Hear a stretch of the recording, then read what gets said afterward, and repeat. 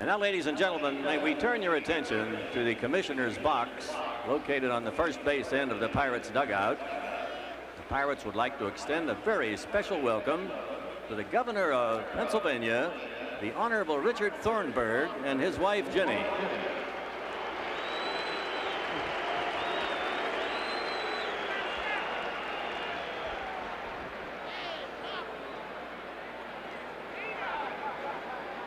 Governor Thornburg will present the baseball for the ceremonial first pitch to the wife of the late great Pirates manager Denny Murtaugh, Mrs. Katie Murtaugh.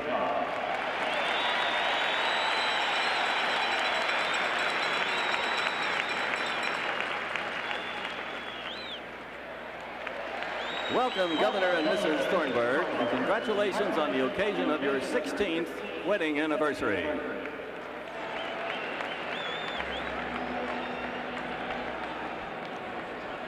So that's a nice touch. Danny Murtaugh guided the Pirates in '71. As you look at the Pirate lineup tonight, Omar Moreno in center. We mentioned at the top, 1 for 10. Tim Foley, Dave Parker, Bill Robinson back in the cleanup spot, as was the case against Flanagan the other night. Stargell, Madlock, Nicosia, Garner, and Candelaria as the Pirates take the field.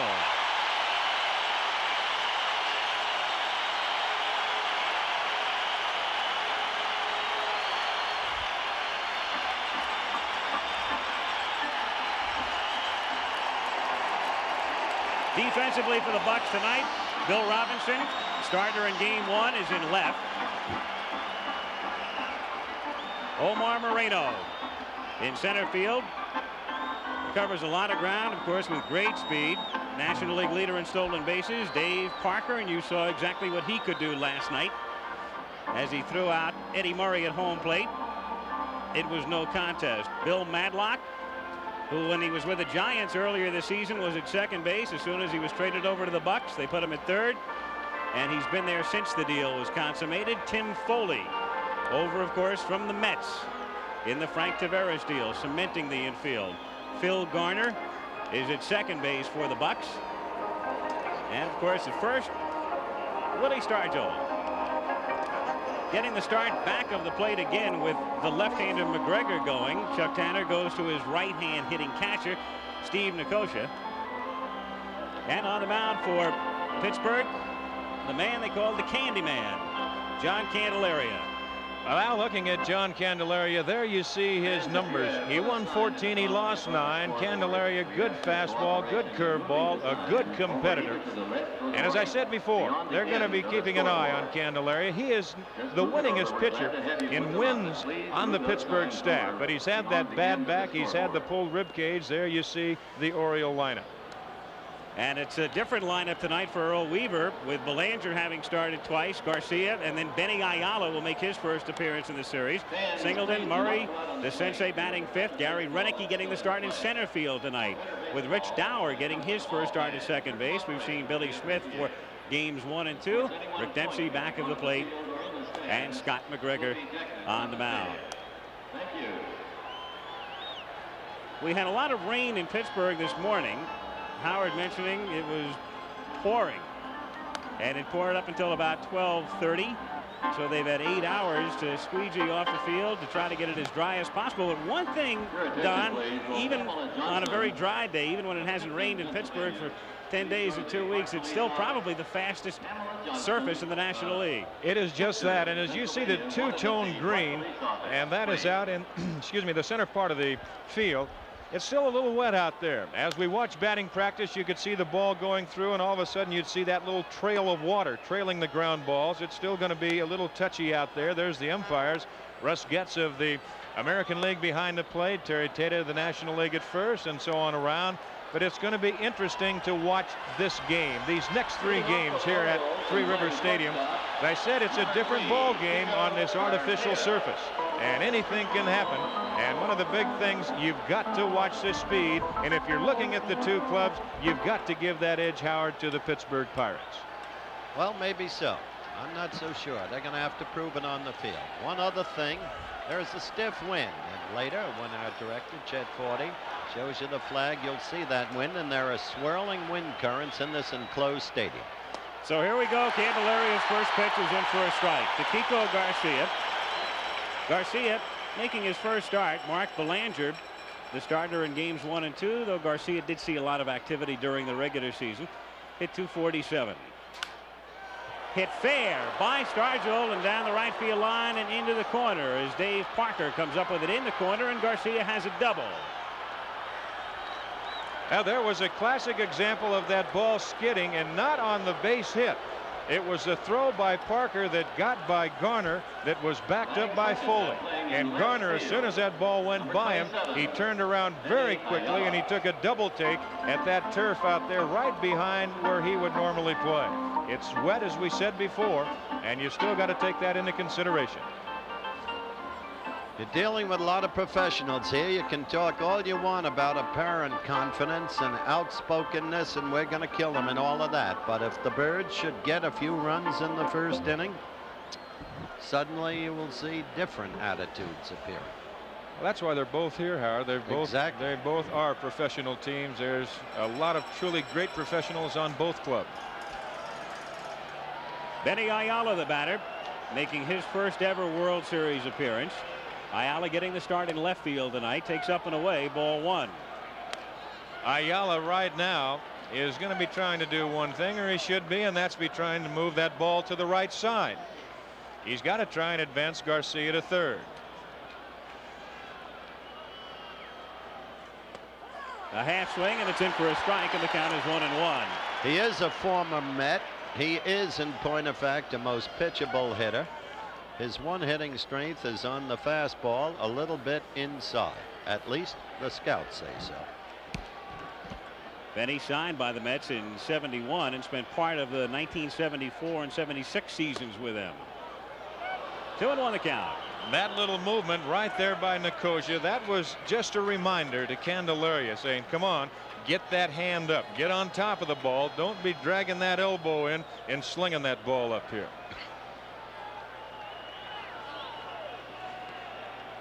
The 2-1 to Ayala is fouled back, and the count is 2-2. Ayala, born and still lives in Puerto Rico. Started the season at Rochester in the International League, the Orioles AAA farm club. Hit .355 there in April and was called up at the end of the month. John Candelaria pitched well in the first game of the National League Championship Series, the surprise starter that night against Cincinnati, a game that the Pirates won in extra innings on a home run by Stargell. The 2-2 pitch is hit in the air to shallow center field. Moreno got a late start. It will drop in for a base hit, and Garcia will have to go to third. So the Orioles are runners at first and third. Kiko had to hold up. Moreno was playing Ayala relatively deep and got a very late start. Garcia wanted to go all the way, but he still wasn't sure. You're still not sure of that speed of Moreno. Can he catch up with that ball? Is the little swirling breeze, as Howard mentioned here at Three Rivers Stadium, is it going to hold it up and enable him to catch up with it? So all he can do is advance 90 feet. So Baltimore with runners at first and third and nobody out. The Pirate infield at double play depth, and Ken Singleton, the batter, fouls it away. 0-1. Singleton, a switch hitter. Kenny has been consistent over the years from both sides. However, this year he had far greater success batting left-handed.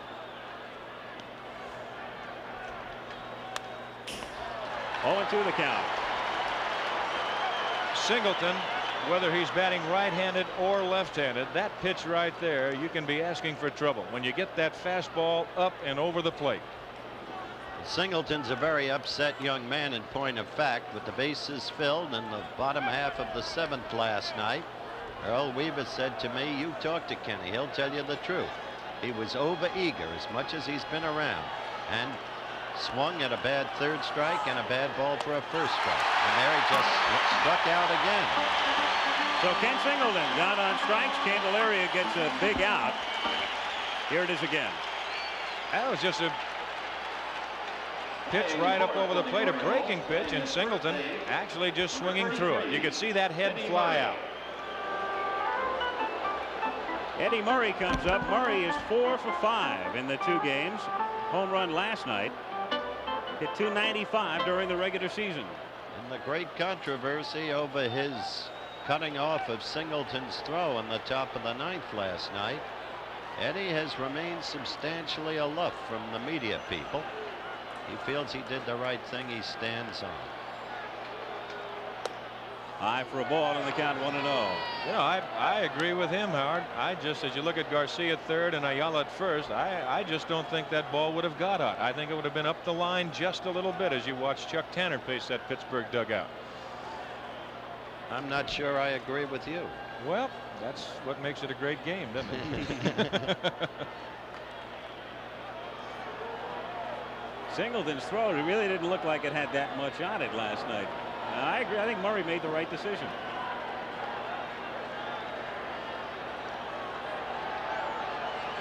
Eddie, like Singleton, a switch hitter. The 1-0 pitch is fouled at the plate and the count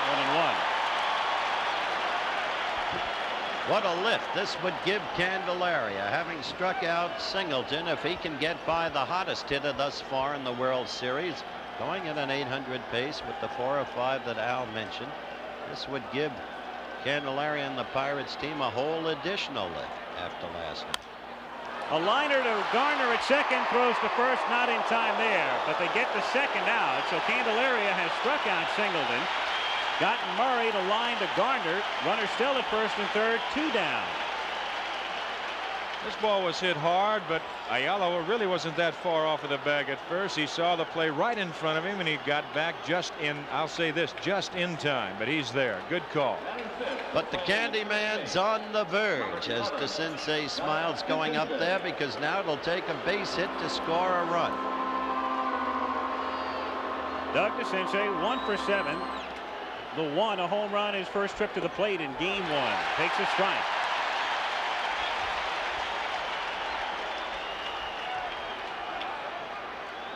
Kiko Garcia, who led off with a double at third. Benny Ayala with a base hit to center at first.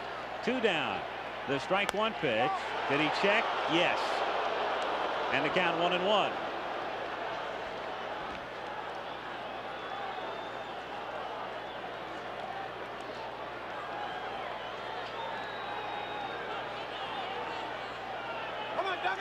Earl Weaver. I tell you, you can ask him anything and he'll shoot the answers back at you. He's not afraid of second guessing, as I've said. 2-1. That's exactly what he did last night, right after the game. The first question, why didn't Lowenstein bunt? Earl said, that's our style of play.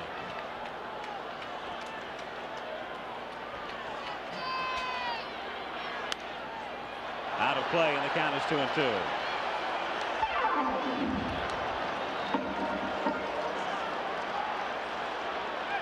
Two on, 2 out in the top of the first inning. Candelaria trying to work out of a jam. The crescendo building with a full house at Three Rivers.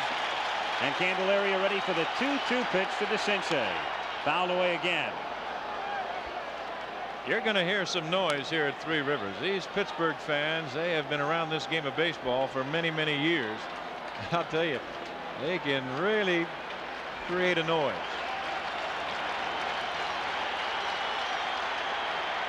Time called by the home plate umpire, Russ Getz.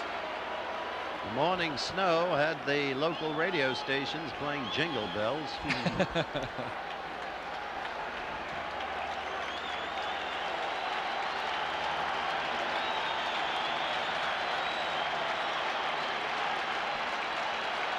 The 2-2 delivery. Half swing. Did he come around? Yes. They get the appeal at first base from Terry Tatum. So the Orioles have runners at first and third and squander the opportunity. Well, he went around, and it was a good call by Tatum, because you could see the bat come all the way around. So after a half inning, it's Baltimore nothing. And the Pittsburgh Pirates coming up.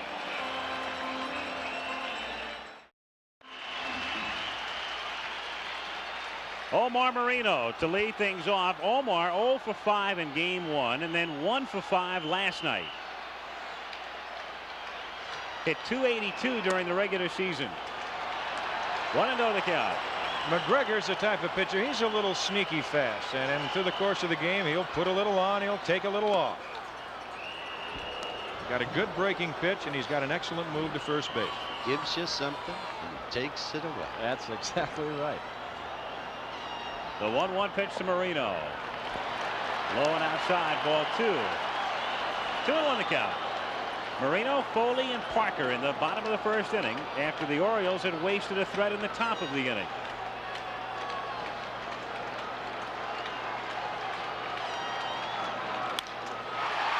Hit into right center for a base hit. Moreno will take the turn and go to second. And is in there easily. Renicky was very deep and had to go to the alley to cut it off. So Moreno with a double. Well, there's that artificial turf. That ball just a line drive over the second baseman Rich Dower's head as we take another peek at it as McGregor gets the ball over the plate.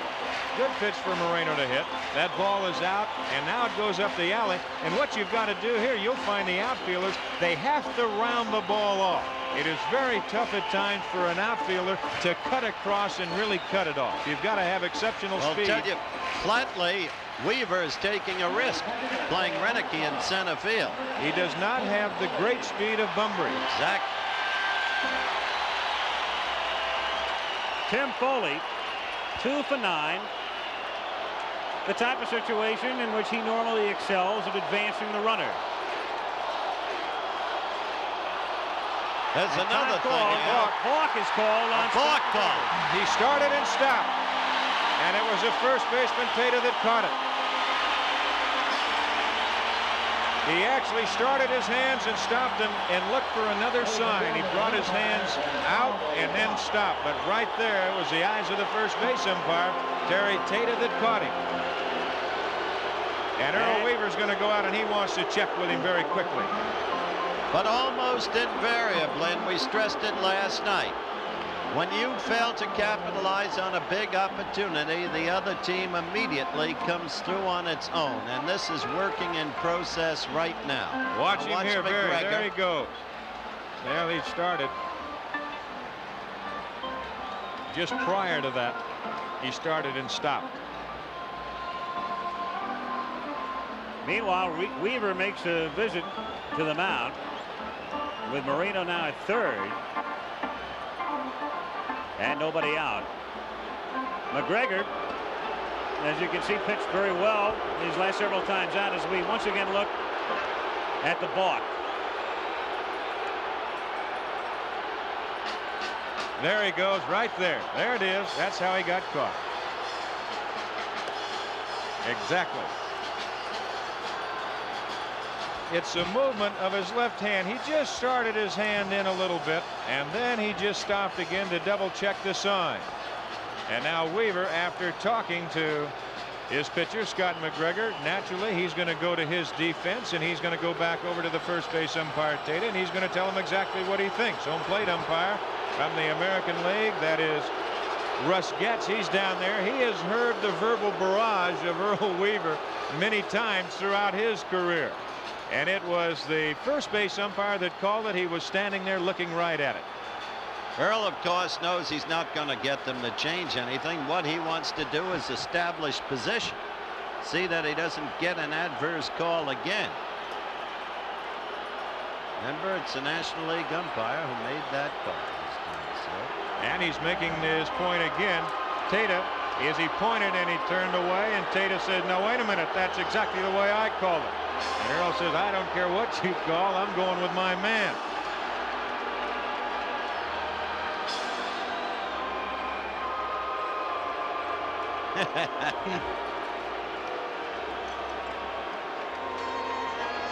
As you say, Getz has heard it all before. Oh yeah, he's heard it all again. Now let's take another little quick look at it. There it is, right there. That was it. Well, I'll tell you, you had to be looking for it too. Look at it again. Right there. Could be tough. I mean, right there, whether he was reaching in his glove or not, I don't know. But he might have had a muscle twitch, but that did it. Tim Foley takes up and away, ball 1. 1-0 the count.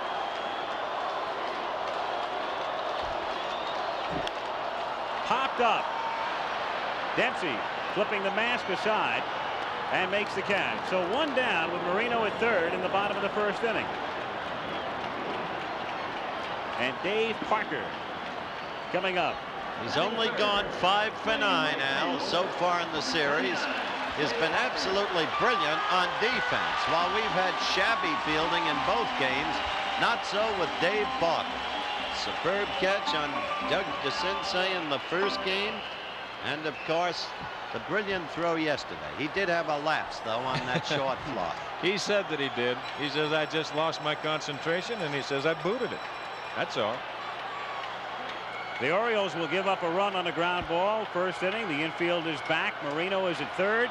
No score. 1 out. 1-0 the count. Parker with 4 hits off the left-hander Flanagan in game 1.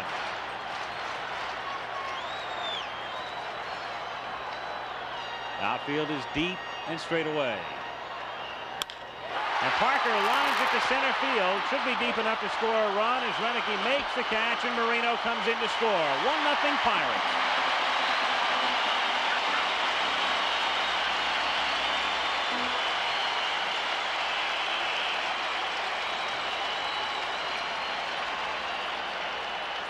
Now he stung this ball. He got it all, and Baltimore can be just lucky that he didn't get it up. He got it out on the end of the bat a little bit, but he hit that ball hard to Renicky. So the Pirates with 2 down, bases empty, and Bill Robinson the batter. Robinson a starter Wednesday in the first game against Flanagan. Takes a strike. Point is, the Bucks capitalized, the Birds didn't. Exactly. 1-0 Pittsburgh in the bottom of the first inning. Bounce foul, and the count is 0-2 on Robinson. Bill, despite being platoon this season, 24 home runs, 75 runs batted in. So Robinson is gone, and so are the Pirates in the bottom of the first, but they pick up a run, a hit, and at the end of 1, it's Pittsburgh 1, Baltimore nothing. Second inning at Three River Stadium in Pittsburgh. John Candelario working out of trouble after the Orioles had runners at first and third. Harvey Haddix, the pitching coach of the Pirates. Howard Cosell spoke with him before the game. Harvey, tell me about Candelario, what he throws and how his mental attitude is. Well, Candy is a fastball pitcher primarily, but he also has a good curveball. He can spot his pitches. He changes speeds on his pitches. He's as good a pitcher as we've got when he's healthy, and he says he's ready to go. Is he healthy in your opinion? When he says he's healthy, we go with him. We don't question anymore. And Candelario said he was healthy enough to pitch in game 1 of the playoffs. A lot of folks were skeptical about that, but Candy was right. Went 7 innings against the Reds, kept the Pirates in the game, and they won it on Stargell's homer. 1-0 Pittsburgh. Second inning, Gary Renicky, Rich Dower, and Rick Dempsey. Renicky getting his first start. Renicky wearing the half face mask. He was hit by a pitch the second day of the season. Hits it to left field, into the corner, hooking and going foul. That's the very spot at Memorial Stadium where Kurt Blefary made an absolutely sensational catch against you guys in '66. Remember? I sure do. You know, Renicky, he'll hit home runs right down that line, and when he hits them, he had a good year for Earl Weaver. He hit 25 home runs. He'll hit them in bunches. Grounded down to Foley. 1 away. The reason Weaver is playing Renicky, of course, last night he said, look, what we really need is Dr. Longball. So Renicky is risked in center. He is a good defensive outfielder, don't misunderstand, but he is not the center fielder that Bunbury is. Rich Dower at second base tonight after Weaver had gone with Billy Smith in games 1 and 2. Grounded toward the middle, but Foley gets there and gets him. 2 down.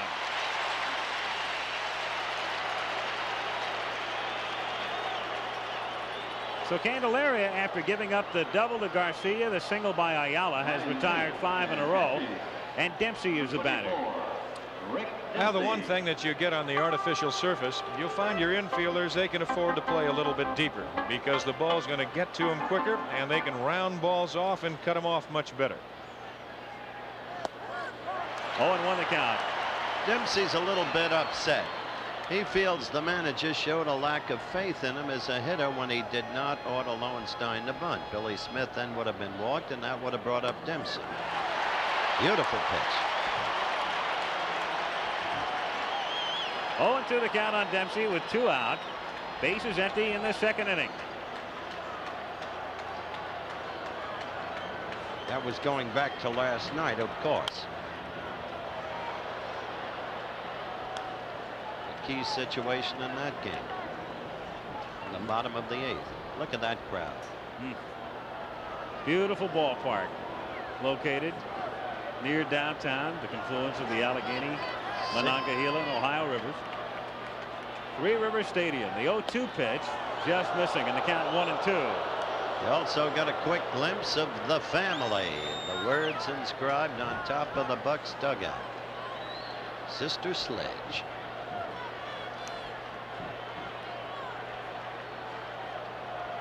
The 1-2 pitch.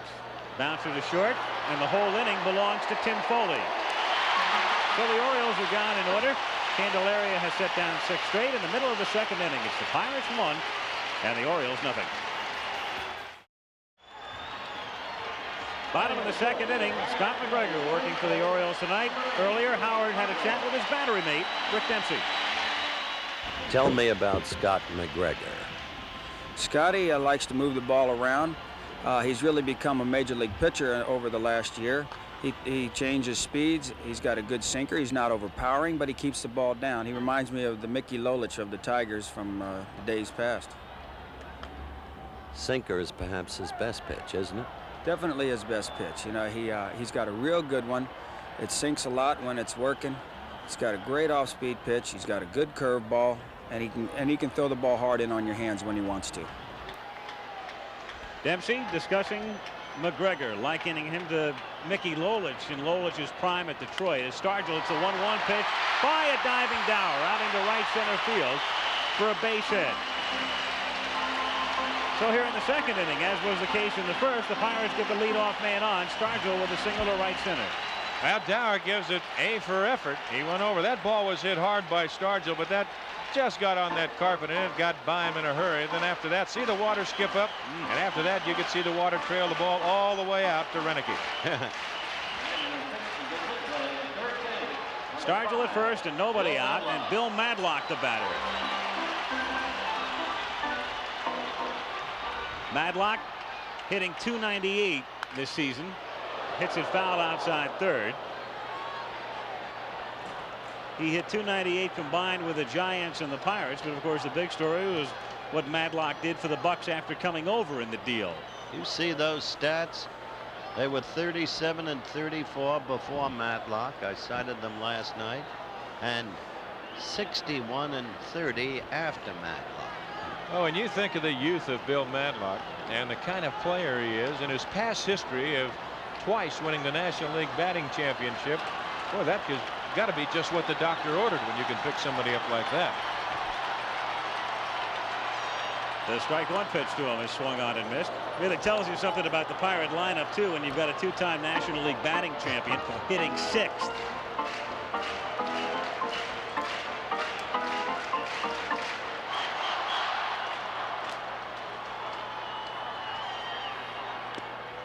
Just got a piece of it, and Dempsey can't hold on. So the count remains no balls and 2 strikes on Madlock. Stargell at first base and nobody out. We're in the bottom of the second inning. 1-0 Pittsburgh.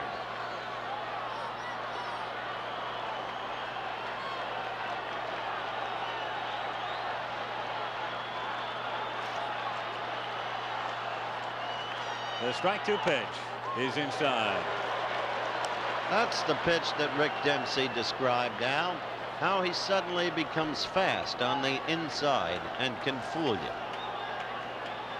Interesting the way Dempsey likened him to Lolich. So many folks in Baltimore, though, liken him to Dave McNally. Got him looking. Madlock was fooled, and down he goes. He wasn't looking for that pitch, that's for sure. Well, Lolich owned the 1968 series. Look at this again, Don. It's a breaking pitch, and Madlock, I think, just caught looking. He won't take too many of those. I hope not, for his sake. Steve Nicosia, the rookie catcher, who platoons with Ed Ott. Ott plays against the right-handers. Nicosia was in the lineup against Flanagan on Wednesday. Went 0 for 4 in game 1. 0-1 the count.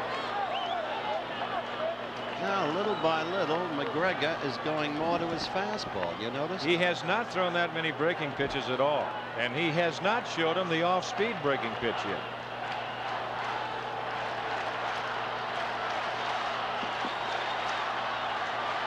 Another strike, and the count quickly 0-2. Of course, a lot of that goes, all it is a pitching pattern. We saw Jim Palmer last night do it just perfectly. He went to the hard stuff at the start of the game. The middle of the game, he went to the off-speed stuff. He Stargell at first with Eddie Murray. And that could very well be the case with Scott McGregor tonight. 0-2 pitch is fouled back. I thought it was interesting that Palmer said after the game that he thought initially that he might be able to get the Bucks out with his hard stuff. And he said, I think I might have learned a lesson. They're not going to see as many fastballs the next time around. That's exactly what he did say, and he is exactly right. McGregor describes himself as a pitcher with on-the-spot adjustment. And he seems to be doing that right here. Bounce toward the hole and through by a diving Garcia for a base hit. Stargell pulls in at second, so the Pirates are runners at first and second with 1 out in the second inning.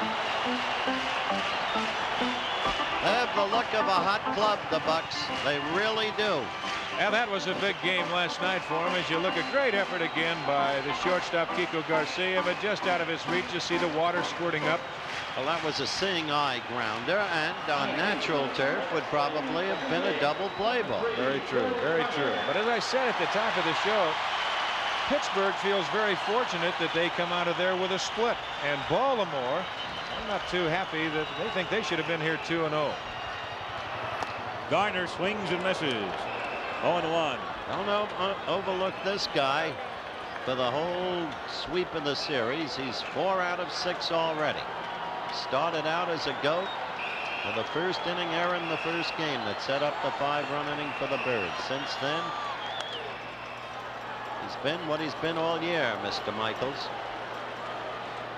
Outstanding. Bert Blyleven, the man who held together yesterday, Don. He pitched a good ball game yesterday. He kept the Pirates right there with him. Of course, he came out in the tie ball game, but he pitched well. No balls and 2 strikes the count with Stargell at second and Nicosia at first. 1 out. Bottom of the second inning. 1-0 Pittsburgh. Garner, as Howard said, the error in the first inning of game 1 that led to the 5-run uprising. And then before the night was done, he picked up 3 hits. Coming up, of course, game 4 tomorrow at 12:30 Eastern. Game 5 Sunday at 4 o'clock. Fouled away again. 0-2. Garner right on that breaking pitch. He just did miss it.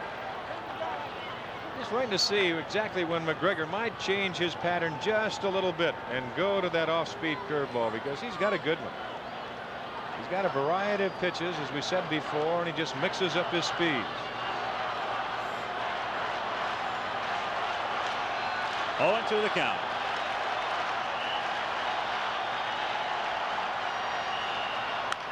Lined into left center field and up the gap.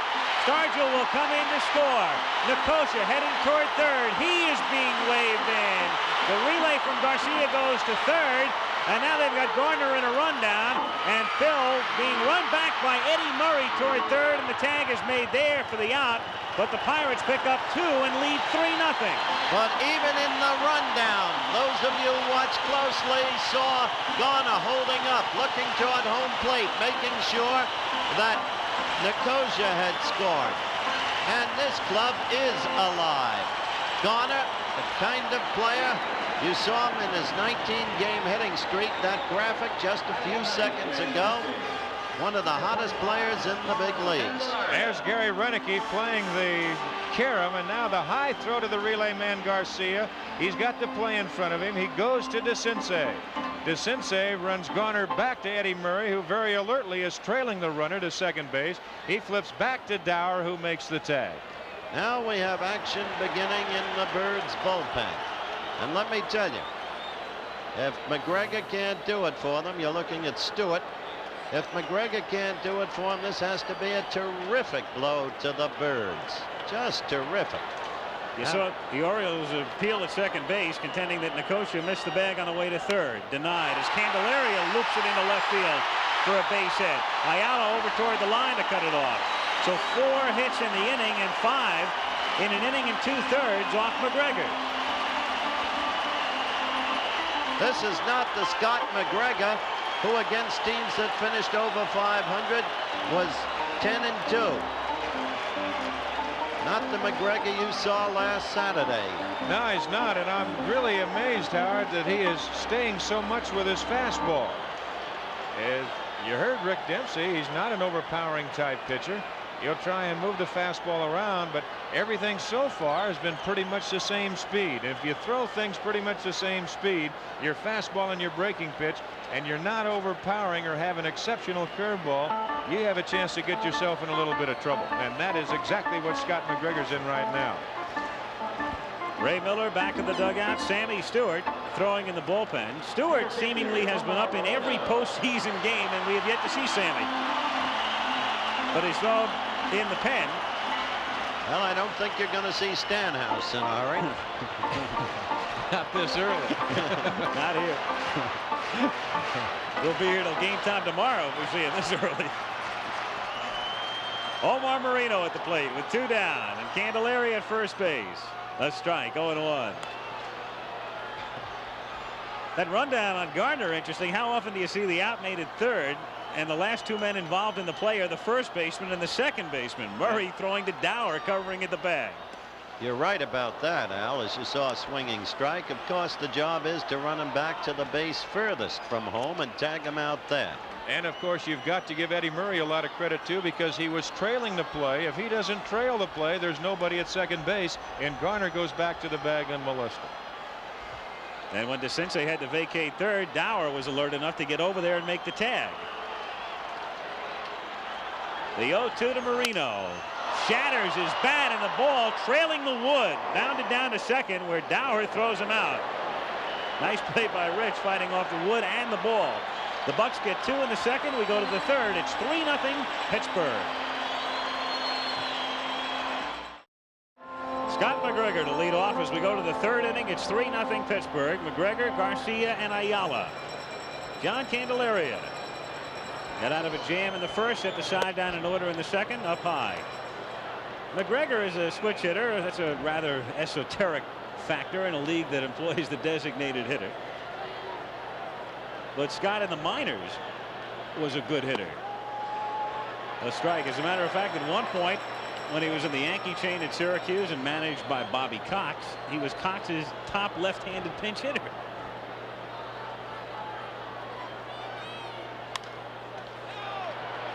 Fouled off to the right and back out of play, and the count 1 ball and 2 strikes. When you open a game, Al, and get runners on first and third and nobody out and don't score, it sometimes sets a pattern. Well, you can get down, I'll say that, but you've got to kick yourself and you got to get back up because you got 8 more whacks at him. Well, they've only got 7 because we're in the top of the third. 2-2 the count. There again you see Nicosia reminding Candelaria. He'll even remind him while in his warm-ups. Stay on top of that curveball. Don't get lazy out to the side. He reaches out and hits it into the right field corner and just foul. So the count stays 2 balls and 2 strikes on McGregor.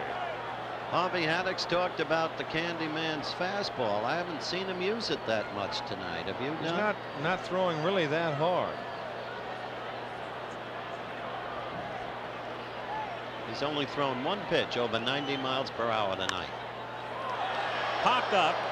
Stargell coming over toward the dugout, has a play and makes the catch. So 1 down, 7 straight set down by Candelaria. As you look at Jim Palmer, last night's starting pitcher. And the Birds probably coming back with Jim. You would figure maybe in game 6, if there is game 6. I don't know, but he's got to have a career in Hollywood. Just get rid of the bubble gum and pose. 1 down, Kiko Garcia doubled into the right field corner in the first inning. Kiko, who'll be 26 on Sunday, takes up and away. Ball 1. 1-0 the count. Pittsburgh 3, Baltimore nothing, with 1 out, bases empty in the top of the 3rd. 2-0 the count. There again, you could see that arm come under, and Nicosia is going to go out, I believe, and just tell him again instead of reminding him visually. There's the scoring summary that we have so far in the ball game. The balk, a controversial call. There's the hero last night, Manny Sanguin.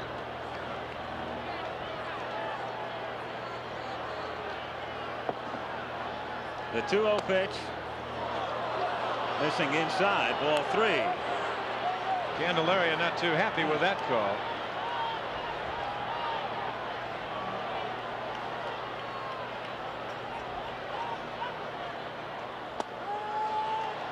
Three and 1. Now Baltimore just has to get some base runners. They've got to try and peck away. They're not really the type of club that can really play hardball with you. 3-2 the count.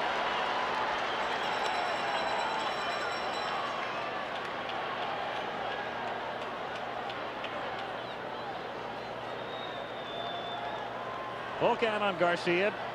Benny Ayala waiting on deck. And he loses him. So Candelaria issues his first walk. Tell you one thing that's absolutely clear in this series already. How the absence of the designated hitter rule has a really devastating effect on the Birds. This is a game where you could be sure a fellow named Lee May would be in there. We were talking about that prior to the series, Howard. If you recall, we were talking about it last night after the game back at the hotel. And it's a question, where is Earl Weaver going to play? And that's the whole thing. And when you have Lee May, you really hate not to have him in the lineup. Hit foul, 0-1. I thought he might play Lee May at first and move Eddie Murray back to the outfield and left, keeping Bunbury in center. He elected to go the other way. Well, they put Renicky out in center field. And actually, it's every other year. The odd year is without the DH, like right now, 1979. Now, if Candelaria has to be careful of one thing as the rain has begun and the umbrellas come out, well, it's a kind of mixture of rain and snow. Exactly as predicted. 1-2 the count. As I said, welcome to the Winter Olympics. That was the forecast. It rained hard this afternoon, stopped shortly after noon. Weatherman's been saying all day, snow tonight. Well, as we were flying in here this morning, we flew through some snowstorm. Good luck to you, 88. Lynn Swan just popped his head in. This is a city of champions, and they're very proud of it. That's one of the good things that can come from sport. It can uplift an entire city, give them a sense of pride. Certainly true of Baltimore, too. Candelaria really upset over that call, thought he had him, so the count is full. Well, we talked last night. Here's where you have to, when you're a pitcher and you're also a hitter, you've got to establish a strike zone with an umpire. And of course, both men, they are not familiar with either one. And that is Candelaria to Russ Getz, and Russ Getz with Candelaria. Well, let me tell you, the one thing the Candyman has to be careful of based on his record is the home run ball. That happens to a lot of pitchers with good control. Hit in the air to deep left See center what I field, mean? exactly as it just said. See It's what I gone. This has been the history of so many good control pitchers, and Candelaria is one of them. Like Catfish Hunter. Ferguson, Jenkins. They gave up a lot of home runs. Well, he got the pitch up over the plate, and Ayala got it all. And of course, the breeze right now, what we have is blowing to left field. Moreno takes it all the way to the wall, and then, well, I've seen outfielders do that many times. Stand there and say, oh no. It's 3-2 Pittsburgh as Singleton takes a strike. So Candelaria very upset, thought he had Ayala struck out on a 2-2 pitch, and then Benny hits the 3-2 pitch out. Hit up the middle, base hit for Singleton. So with 1 out in the inning, the walk to Garcia, the home run by Ayala, and now Singleton with a base hit to center as Eddie Murray comes up. So the Birds are back in business. A 1-run ball game.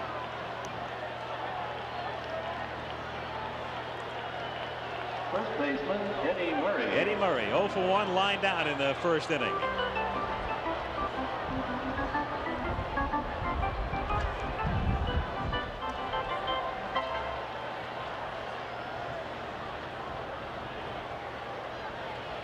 Boy, that wind's starting to really whistle around here now. 1-0. Wind will swirl in this ballpark. It's interesting right now. We can feel it here and down on the field. You can see a couple of papers blowing around, but the flag is totally limp because it's elevated and protected by the stands. 1-1 the count. You can see the banners flapping in the breeze. There's an opening there in the mezzanine area, and the wind comes in, and there's the flag, which is protected by the upper deck. Don't let that deceive you. Look at that mixture of rain and snow, Al. We'll recite again, as we did last night, the rain out rule in a moment. Well, let's do it right now after that foul. If the teams are tied and we go past the 5th inning and the game cannot be continued because of the inclement weather, they have to replay the whole game, and the stats recorded during the contest stand officially and are included in the composite box scores. Of course, if the game is called before we've gone 4.5 innings, this Pittsburgh leading at the moment, being the home team, then forget it. It's automatically no game. This weather right here, the way we've had in the last few days, we're liable to be here till the spring thaw. And if we have a delay tonight, we could wait a while because of the artificial surface. That's right. They can wait much longer here. 1-2 pitch is inside. 2-2 the count. You can see it's clear and warm in Dallas. That pitch he fired, by the way. Yes, he did. He threw that pitch very well. Jackson knows when to get out of town. Candelaria is not the most happy man in Pittsburgh right now. He's a little hot. Outside, and that's already the 53rd pitch thrown by Candelaria in 2 1/3 innings. Yeah, you're liable to see that bell start ringing pretty soon, depending on what he does right here with Murray. 3-2 with 1 out. Chuck Tanner in the Pirate dugout, and we'll keep our eye on Singleton at first, who doesn't go as Murray fouls it away.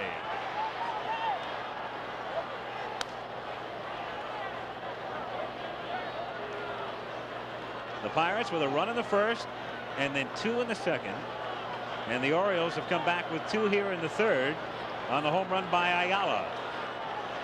1 away, Singleton at first, and the 3-2 pitch to Murray is inside, ball 4. The second walk given up by Candelaria. So Chuck Tanner, no doubt now will get somebody up, and you can see Harvey Haddix on the phone to the bullpen. And that's where it rings, and all of a sudden they stir around. They take the tarp off in the Pirate bullpen, and they will get some quick action.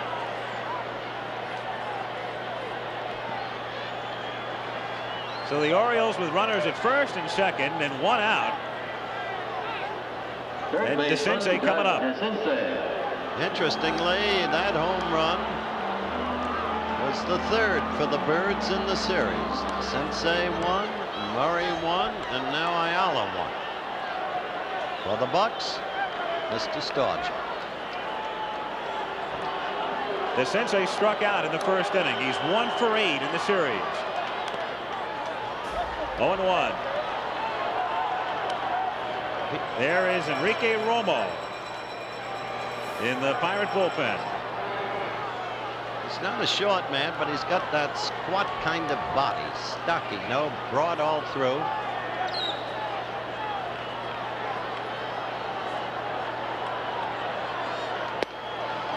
Oh, and 2 the count.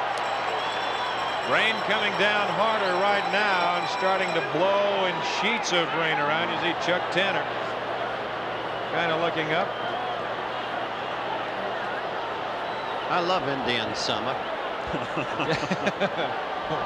Somewhere it's Indian summer, but not here, and it's raining hard now. You know, the Commissioner Bowie Kuhn is saying, why, oh why, oh why? And I don't believe they're going to stop this pretty soon and put a tarp on. Hit in the air to shallow left field. Robinson coming on and makes a catch. So 2 down with 2 on, and Renicky coming up. As you look at the commissioner. Well, the commissioner, no raincoat, a hat, and he is acceded apparently to popular demand. He's toying with the notion of an umbrella. Center fielder Gary Renicky. Man of steel, a man of courage, with the fortitude to postpone a game in the face of a monsoon. Edward Bennett Williams' words about Bowie. Here's a guy who can hit it out on you in a hurry. Renicky hit 25 homers this season. 0-1 the count. You know, you said earlier this Baltimore team, Don, isn't the kind to. Well, the raincoat now goes on. Interesting. He surrendered to meteorology. Here's the strike 1 pitch. Swung on, bounced sharply by Madlock and out into left field.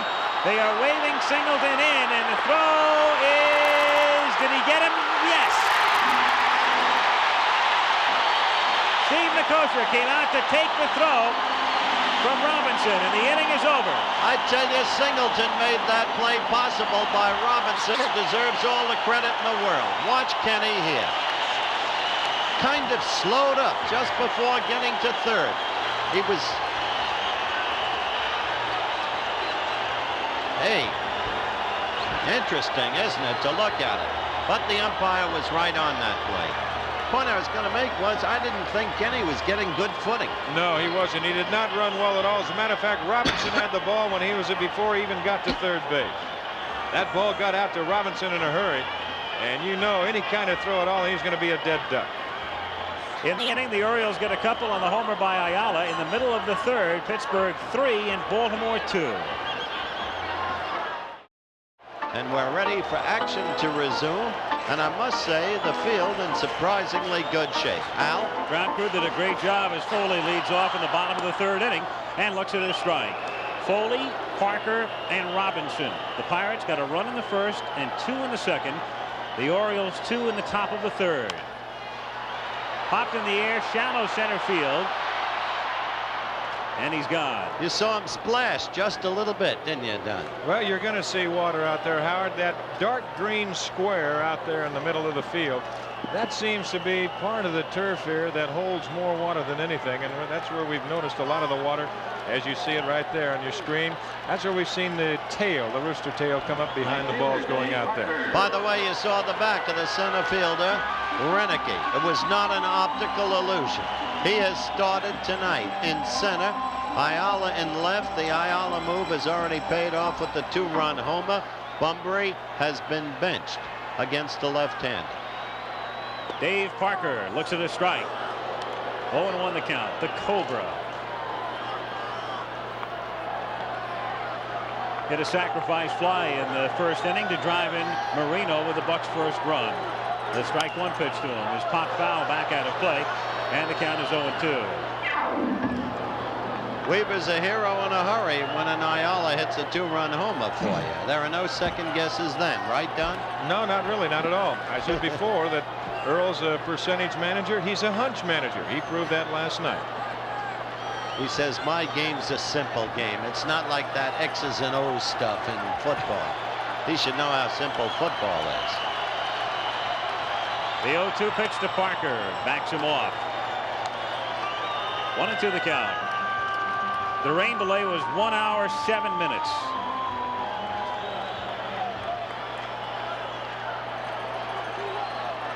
The 1-2 pitch. Did he check in time? They appeal. Strike 3. Dave Called knew out it. by Runge. You can see from his reaction, he absolutely knew it. And Howard, you're perfectly right, because he did go around. He tried to hold up, but he just could not. And the appeal play. Look at that. That's right. But Dave walked right across the plate, ready to leave. He knew it. Bill Robinson struck out in the first inning. McGregor has struck out 3. Turned it over, 0-1.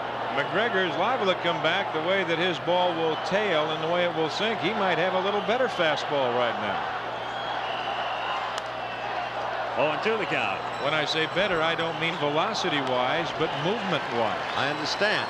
Furthermore, he has had a chance to talk at length with Earl Weaver, whom you can be sure dissected what he was doing wrong. Line to left field. Ayala's there, having trouble with it, and has to short hop it. It's a base hit. There's no question he misplayed the ball. He should have had it. He had plenty of time to come in that one step on it. He misjudged it. Well, Earl Weaver looking out there, and he said, well, now what are you going to do? I know he's not my best outfielder, but this is what you call circling a ball. And that's exactly what he did. He moved over, and now he starts to circle, and now the ball's sinking on him, and he just can't pick up any acceleration whatsoever. And look at that ball splash. He's lucky that he came up with a ball.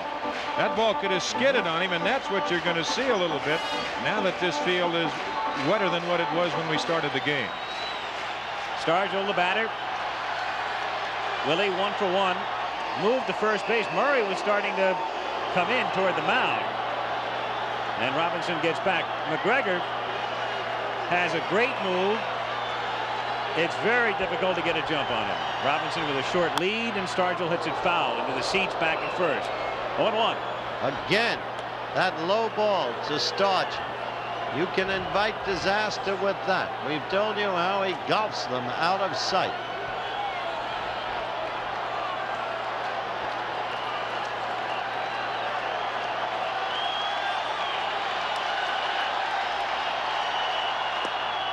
Another strike. 0-2.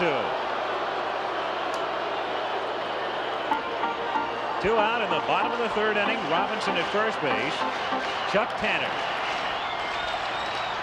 Robinson held on by Murray. And down goes Stargell. Did you see Dempsey's position there, Don? We'll get into that next inning, Al. Stargell becomes McGregor's 4th strikeout victim. Go to the 4th, 3-2 Bucks. Now watch Candelaria closely, folks. This is a man who has thrown 60 pitches in 3 innings. There are only so many pitches in any human arm in any game, on average, on balance. Candelaria to face the bottom of the order. Rich Dower, Rick Dempsey, Scott McGregor. 3-2 Pirates, top of the 4th. Dower grounded out his first trip. 1-0.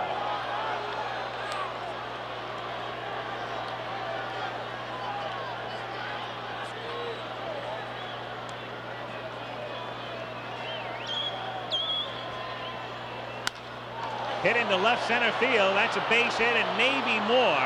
Moreno over to try to cut it off and can't. Robinson plays it on the track, and Dower moves in at second with a double. Well, that's what I talked about. Watch that ball scoot on that wet turf. Now that ball, if that turf is dry, that ball might bounce up a little bit. Moreno's able to get a glove on it and hold it to a long single. Now you know, as you look at it again, why Dower was openly miffed that he hadn't been used in the first 2 games. He's in there now against a left-hander, but he had been hitting right-handers better and better during the course of the season, the best in the league, like Nolan Ryan. And he felt he was being not only overlooked, but in a sense shown a lack of respect for his talent. Dempsey fouls it away, and the count is 0-1. Now Dempsey's in the same position right here, the leadoff double, trying to get Dower to third if he can.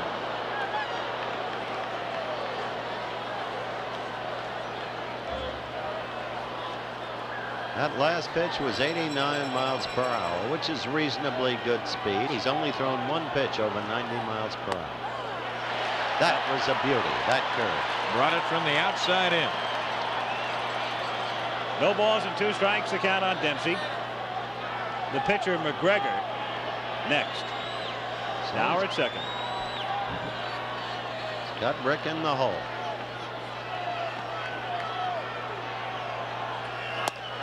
One and 2. When I talk about bringing that curveball from the outside in, there was a master at that, and his name was Sal Magley. And what it does is you look at Dower at second base.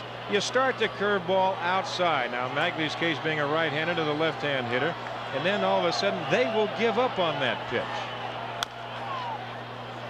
And you just kind of nip that outside corner. But if you've got control and you know what you're doing with that ball with good command, boy, that's a great pitch. You know what interests me, Don? His job, as you said, to advance that runner. One of the key subtle skills of the game. Rick pulled that ball, hit in front of the runner. Now, right now, with the count 1 and 2, trying to just protect himself anyway. And Candelaria works him inside, up and in. And the count 2 balls and 2 strikes on Dempsey.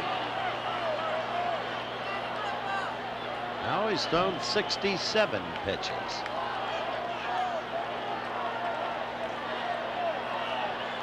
The 2-2. He did it. Field for a base hit. They will hold Dower at third as the throw comes all the way into the coaster. No sense gambling with nobody out. A chance for a big inning. So Cal Ripken had the stop sign out for Dower. Well, Dower didn't break real quick anyway because he had to make sure that that ball was not that close to Garner. See Dempsey taking that ball well to the right side. And they also have already been stung by the arm of That's Parker. the point. That was last night. They've been stung tonight by the arm of Robinson throwing out Singleton, and that ended the third. And as you said, there's no need taking a chance now. Nobody out, and Chuck Tanner just wants to have a little conversation. It's the second time in the game because the Birds opened with a double and a single and men on first and third in the first inning. Romo is warming up rapidly in the Bucks bullpen, and the Birds failed to capitalize, which could still be a key element in this game. Now in the same situation, they know they must capitalize, but they've got the pitcher up. Going to be interesting to see how Earl Weaver will play this. You've got runners at first and third. You've got Madlock in at third inside the bag. Stargell holding the runner at first. Will they let him hit away, or maybe they might sacrifice? Scott McGregor takes inside, ball 1. And right there, he was going to be hitting away all the time. Sacrificing, you just give up and out, but you put 2 men in scoring position.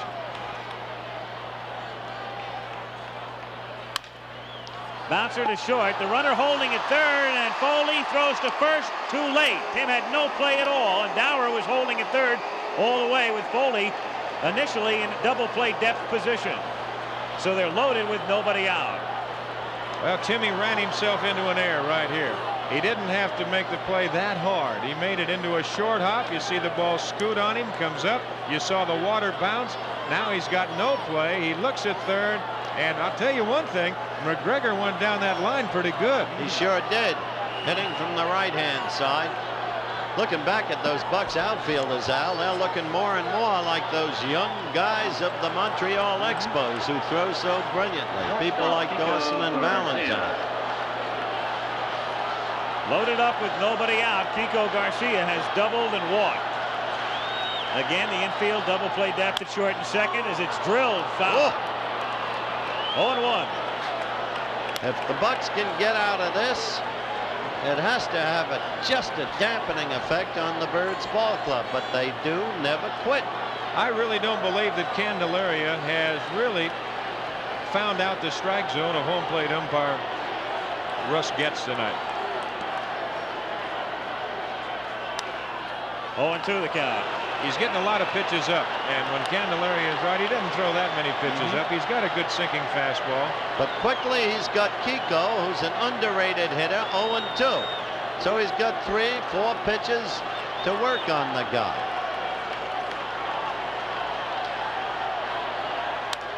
Fouled away again. You can see by the glove movement of Nicosia, there's a man sitting back like he's ahead 18-2. Earl Weaver. Not really. He's thinking of last night. That's you what can he's see thinking of. Nicosia keeps having that glove thing. Get it down, get it down, get it down. And all he's trying to do is remind Candelaria to remember to try and keep the ball down.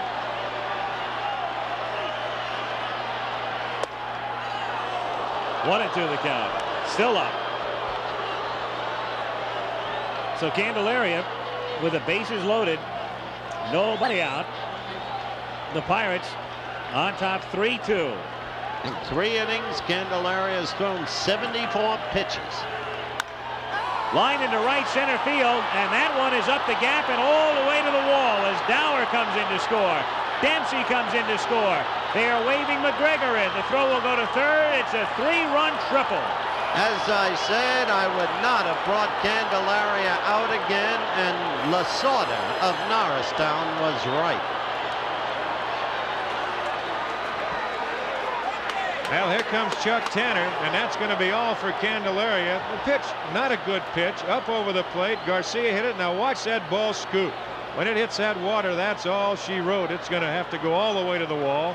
McGregor, just a question of whether he could make it all the way around from first. He was kind of tippy-toeing around third, but he scored easily. And all of a sudden, the Orioles, they are 5 on top. So Romo comes in from the bullpen. 5-3 Baltimore in the 4th inning. And now Weaver goes to his bench with the right-hander on in relief. Al Bumbry will hit for Benny Ayala. All Ayala did tonight was single and homer. But he's doing it for 2 reasons. First, the uncertain condition of the field, and he wants maximum defensive effort in there. So he wants Bumbry back in there. That's right. And the second reason, a right-hander against a left-hander. That's it. Pure percentage.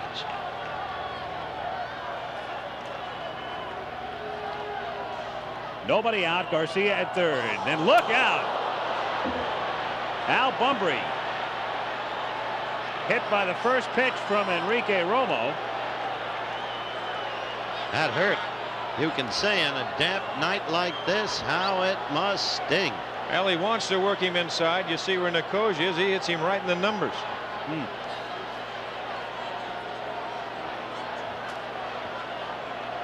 Ralph Salvon, the trainer, along with Weaver, checking on Bumbry. The Pirates picked up a run in the first inning when Omar Moreno doubled, was blocked to third, and scored on a sacrifice fly by Dave Parker. Phil Garner drove in 2 in the bottom of the second with a double to make it 3-0. But Benny Ayala hit a 2-run homer in the top of the third to make it 3-2. Then we had a 1-hour, 7-minute rain delay. The Pirates did not score after the resumption of play in the bottom of the third, and here in the top of the 4th inning, the bases loaded and nobody out, and Kiko Garcia triples to right center. Al Bumbry has just been hit by a pitch, and the batter is Ken Singleton with nobody out. Singleton, a man who wants desperately to come through. He had that unfortunate strikeout by his own admission, going after bad pitches in the bottom of the 7th yesterday. Tonight he was thrown out at home, was not running well at all. On a single to left field, Bill Robinson threw him out. Ground ball by Garner and out into center field. That scores Garcia. Bumbry is on his way to third. He's in there, and it's 6-3. So Ken Singleton, after striking out with 2 on and nobody out in the first, picks up a base hit in the third, and now a run-scoring single here in the 4th. Boy, that ball got through the infield in a hurry. Singleton hit it hard. That ball really scooting through that infield. You see Garner a good try, but no chance, and Bumbry going all the way. Look at that rooster tail coming behind that. That outfield's still plenty wet, guys.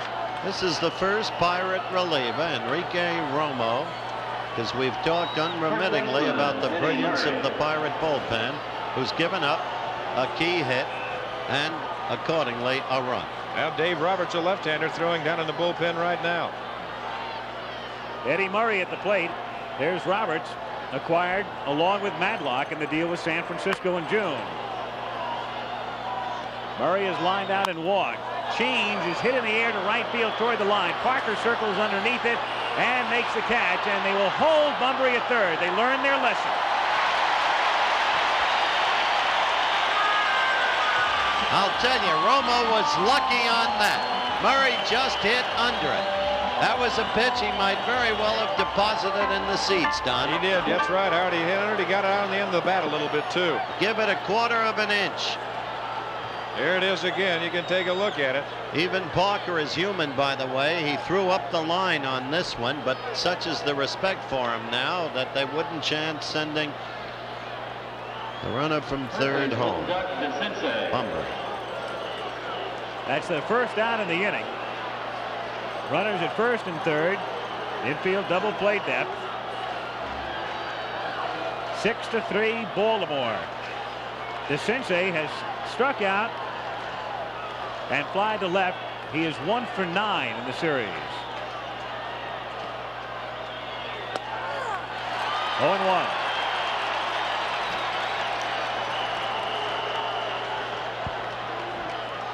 Bunbury at third. Singleton at first.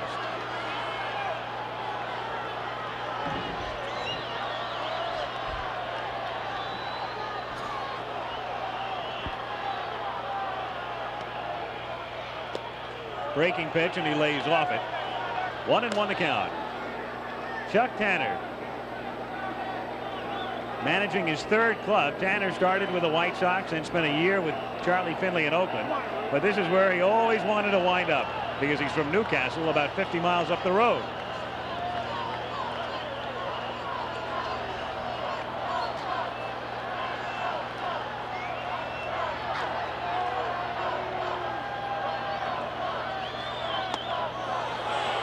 Two and one. Sensei following that pitch, tempted, holding back. Wants desperately to get that 6th Baltimore run in. Just as desperately the Bucks want the 7th Baltimore run in, correction. And just as desperately, Tanner wants it kept away. Grounded to short to Garner 1. And then by Stargell. And the Orioles get another and lead it 7-3. Well, I'll guarantee you there's a case of a wet ball toss right there. No question. That ball hitting on that wet surface. You see Foley taking very cautiously. He's underhanding it. Garner coming down from the side, trying to get Singleton down, and then all of a sudden, no way. It just squirts on out. Willie never had a chance. Center fielder, Gary Renicky. 7-3 Orioles with 2 down now, and Gary Renicky the batter. As the Orioles have hit around in the inning. Renicky the 9th man to come up. He's 1 for 2 tonight. Inside. Excuse me, Al. Renicky will move to left. Bunbury will go to center, and Weaver will now, with his present lead of 4 runs, have his best defensive outfield in there, Don. That's exactly right. He'll just pray for a little leather. Guarantee you, Earl Weaver would like to see every ball hit in the air from here on out, because anything can happen with that ball hit on that wet carpet. You bet. It was slick well before game time tonight. 2-0 the count. Renicky wearing that mask as a result of getting hit the 2nd day of the season by Larry LeGros, who was then with the White Sox. But Gary came back. He is prone to getting hit by a lot of pitches, and he has certainly not shied off any since he was hit in the cheek. See the way he crowds the plate.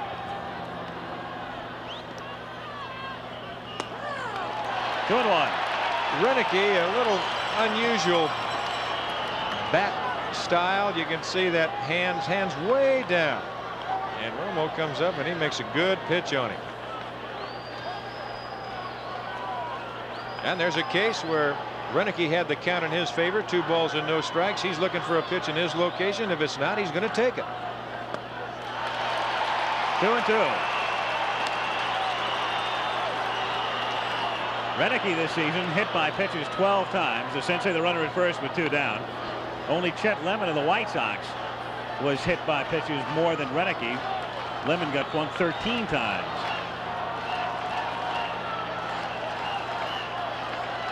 Two and two with 2 down. And it gets away from Nicosia.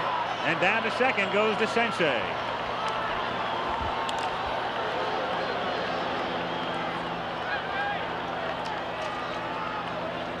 Only one run in this inning charged to Romo.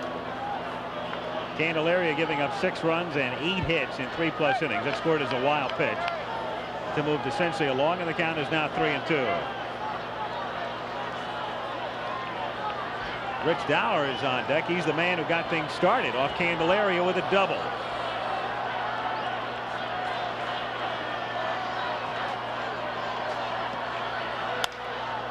Hit down the line and curling foul. Back out of play. 3-2.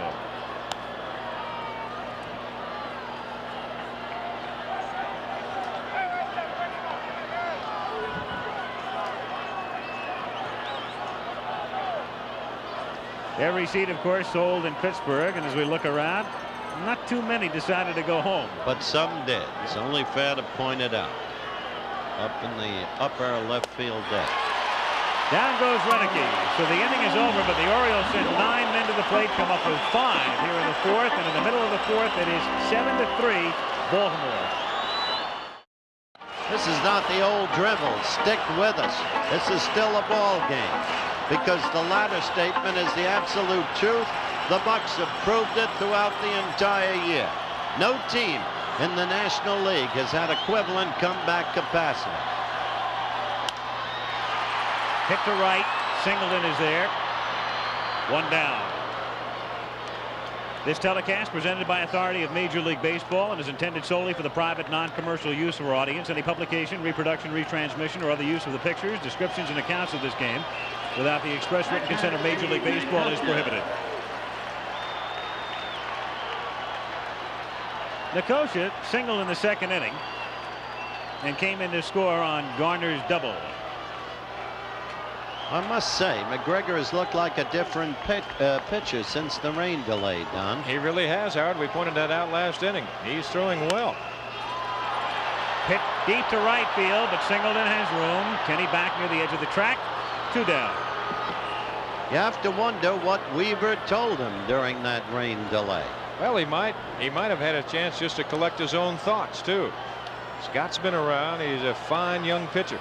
Here's Phil Garner coming up, who's had a spotty series. He's hitting 5 out of 7, had a 2-run double. Yet he has made 2 critical errors. One in the inning that we just went through, and the Birds' turn at bat, and of course, crap iron Garner. It's a good sign. And of course, that key error in the 1st inning of the 1st game. Low for a ball. 1-0 the count.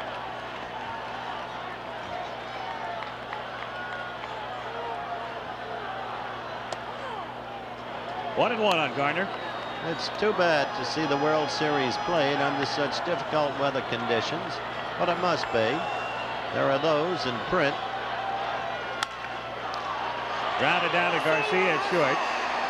And that's that. So McGregor sailing along after the delay. And we'll go to the 5th inning in game 3 with Baltimore out in front, 7-3. Through 4 in Pittsburgh, 7 runs, 9 hits, and no errors for the Orioles. 3 runs, 6 hits, and 1 error for the Pirates. Enrique Romo on in relief of John Candelaria. The series even at a game apiece, and we go to the 5th inning with more play-by-play. Don Drysdale. All right, Al, it'll be Rich Dower, Rick Dempsey, and Scott McGregor, the bottom 3 in the Baltimore lineup. Dower 1 for 2. He led off the 4th inning and started everything with a double up the alley left center field. Seems to me there's a subtle difference in this Birds ball club when Dower is in there. They're a better ball club. And the breaking pitch for a strike. 0-1 the count. He has matured steadily, consistently as a ball player, Don. We discussed it last night during his absence from the game until he got in and then got a base hit in the late innings. Well, he had a fine year. He played well. He's a steady ball player. 1 ball, 1 strike the count. He had 9 home runs, 61 RBIs. He's the kind of guy that can do a lot of things for you. Certainly better than average speed. He can play defense. He can move the ball around. He handles the bat well.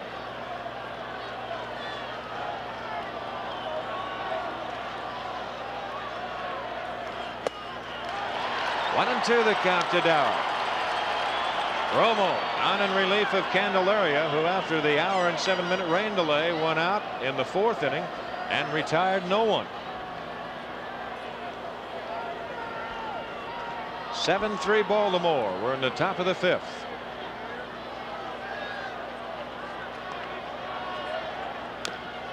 Little check swing, bounce foul, and the count remains at 1-2. That was a beautiful pitch.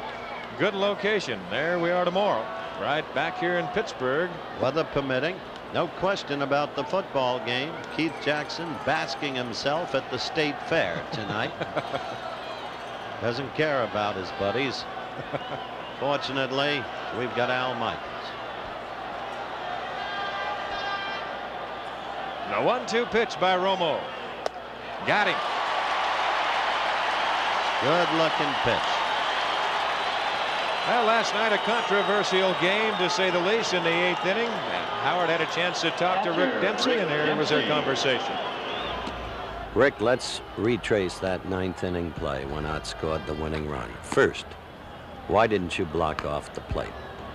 Well, I never called for the ball to be cut off when it came in from the outfield, and the throw was up the line about a step or a step and a half. And the signal that we have is if we don't say anything, the ball, you let it go through. The game was on the line, so I had to take the throw, and in order to get the throw, I had to go up the line. So I went up the line. Eddie cut the ball, and in order to give myself some more time while he was throwing the ball to home plate, I retreated to give us a little more space to work with, and by that time, Ott had already slid by home plate. Hit down the line, hooking in the corner, foul. So in essence, Howard, that will go, and that will be on the side of Eddie Murray if that ball was up the line. No. He said that I didn't call for the ball to be cut off. That interview continues. We don't have the time to play it fully. And later, if our producer Chuck Howard has the opportunity, you'll hear from Kenny Singleton.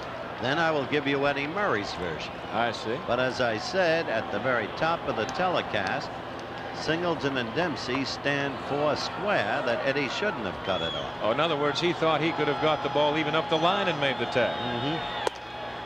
Well, 1 ball, 2 strikes the count. That's interesting.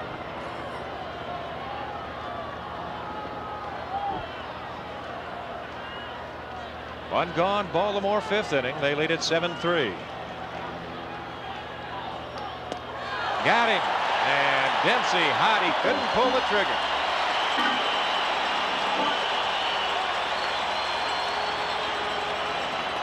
Look at this. You want to go, and you can't. He has been outwitting Dempsey, and Rick openly admitted it to me yesterday. Ever since the series began, he said he was throwing me just what I love. High, fast stuff. In the first game, I kept looking for that Scroogie, and there I stood like a dummy. Well, here's Scott McGregor. He'll turn around and he'll hit it from the left side. You know, in the National League, a lot of times. See, he's not happy. I think he's a little mad at the call by Russ Getz. Ah, no, he knows he's been outwitted. You think so? Sure. 1 ball and 2 strikes to count. He's a very candid fellow. Oh, he is. And as we've noted throughout the course of this series, a fine receiver with an excellent arm. A ball and a strike to McGregor. McGregor went to high school with George Brett out at El Segundo High School. They mentioned in an article over in Baltimore, they said he even out hit him in high school, and Scott said, "Oh no, wait a minute now. Let's don't go so far." If he did, it stopped there.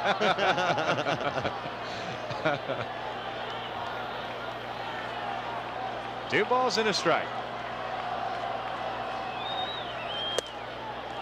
3-1. He stands up there like he knows what he's doing. I'll say that. Kind of tough, boy, when you don't swing a bat all year long, and then all of a sudden you come into the World Series and they say, "Okay, you are number 9 in the batting order." By the way, we just checked with him before. He uses a Mark Belanger model. American League, they don't really make any habit of getting pitchers bats. They don't need them. Foul away. 3-2 the count. He uses the bat of a 167 hitter, right? Well, he's probably figuring if he's hitting 167, there's got to be a lot of hits left in it.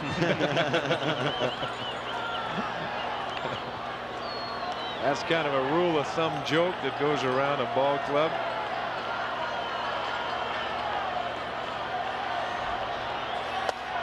Walks him.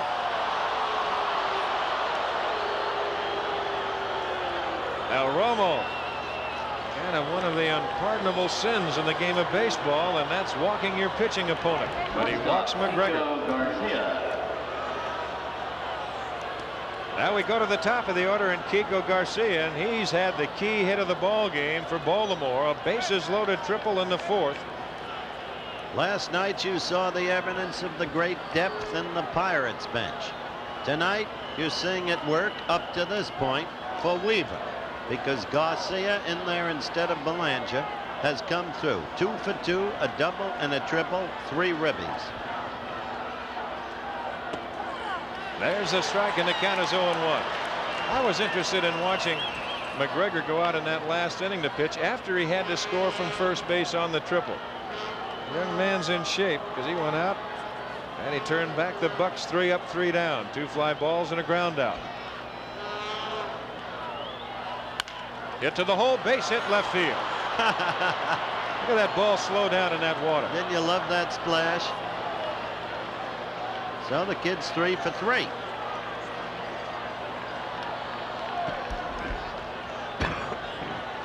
Again, with all of the rain that we've had, and we had the hour 7-minute rain delay, it looked that way before the rain delay. The field very slick, very fast, the fastest surface in the National League. Now that brings on Bunbury. The first pitch that Bunbury saw from Romo hit him right in the number 1 on the back. Runners at first and second, 2 out. I don't know what Bunbury's going to do, but he's got a remarkable record of consistent hitting on artificial turf. A little guy like that who can scoot as well as Bunbury can, if he can just get a bat on the ball and bounce it somewhere, or it'll through the infield, he's got a great advantage.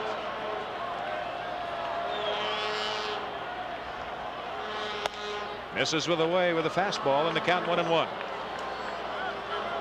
you See that? That's what I was talking about. I'll say one thing, you've been smart tonight, you know it? Calling them in You've been advance. calling everything. You sure you don't have a script? 1 ball, 1 strike, 2 outs. McGregor at second, Garcia at first. And the count moves to 2-1. It's almost as if it were tape delay. What makes you think it isn't? Those are the base runners. The man at second with a jacket, that's Scott McGregor. At first, you're looking at Kiko Garcia. In his first start of the '79 World Series, Belanger started the other 2, and now Nicosia wants to talk to Romo. Just wants to try and get some thinking and see what he's thinking about. You know who's in the ballpark tonight, folks? A guy who used to be a great manager, Leo DeRocher. You're looking at tomorrow's schedule on ABC, starting at 8 Eastern, 7 Central. An old friend and a coach of Don Drysdale's, Leo DeRocher. He's here in good shape, good spirits. The 2-1 pitch. Foul away. 2-2 the count. 2 outs, 2 on. It's 7-3 Baltimore, and we're in the top of the 5th. So one thing, that after that hour and 7-minute rain delay, we're talking a while that yes, some of the people have gone home, but golly, there haven't really been that many people that have gone home. Well, before they're done, as I was saying earlier, some of the print people will blame all of this on television. They expect us to still the inflation, cure the energy problem. Up the hole, and a good save by the second baseman Garner, and he saves a run. But Bunbury continues with the hitting streak on artificial turf. And here comes Singleton, who would love nothing more than to hit one out. For Garner, it continues to be an up and down series. He's made a couple of key errors, and of course the one in the first inning of the first game that led to 5 runs, and yet here he comes up with a diving stop, just trying to keep the ball close to him to keep McGregor from rounding third. So he temporarily staves off a run as the bases are now loaded. Well, I like what Don said earlier about the action of Bunbury on artificial turf. He had to reach for that ball. That's right. And yet he found a spot. And he had the speed to get down there, and of course Garner could not be blamed for that. In fact, he made a good saving play, as Al noted. Here's Singleton. Change is low. 1-0 the count. Singleton tonight, Ken, is 2 for 3, and he has an RBI.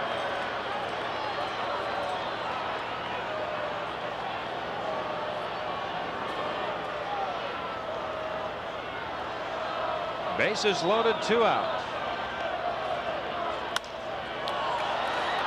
Just missed it left center. And Moreno wants to take charge, and that is out number 3. So Baltimore gone in the 5th inning. And after 4.5 of the halfway mark, it is 7-3 Baltimore.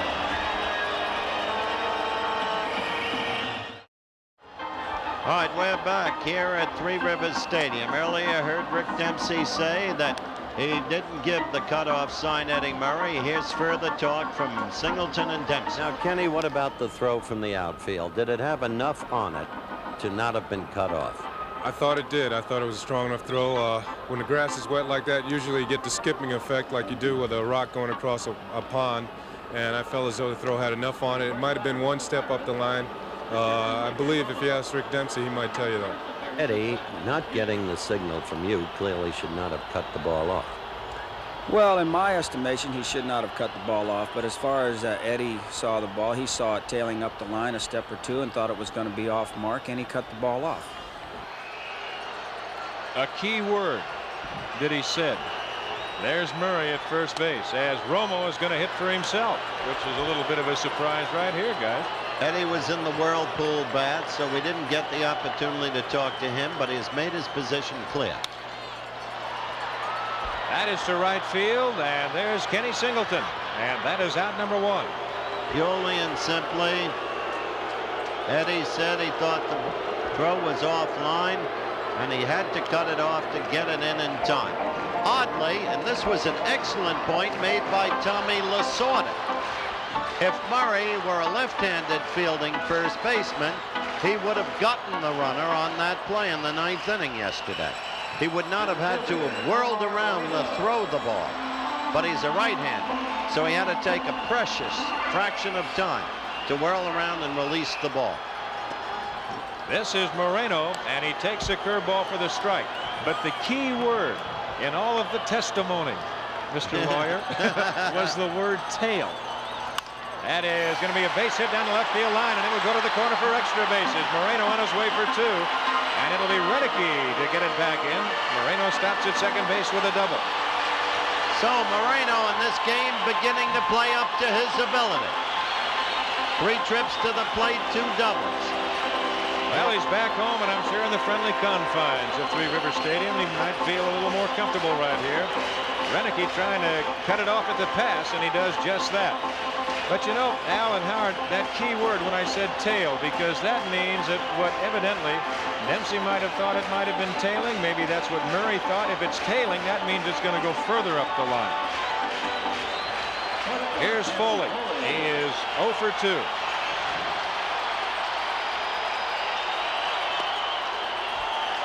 Want to know the count. Don, you touched on a key point a moment ago. When Romo hit, I was very surprised, as you were, because in particular, Weaver made the remark yesterday with Tanner's deep bullpen. It's almost like the DH. Chuck had a chance to use the pitch. That's right. Didn't. And there's the strike, and the count 1-1. And you're down by 4 in the 5th, and you've got some guys down there. Yeah, but they keep coming back, this Pittsburgh team. Oh, they do that.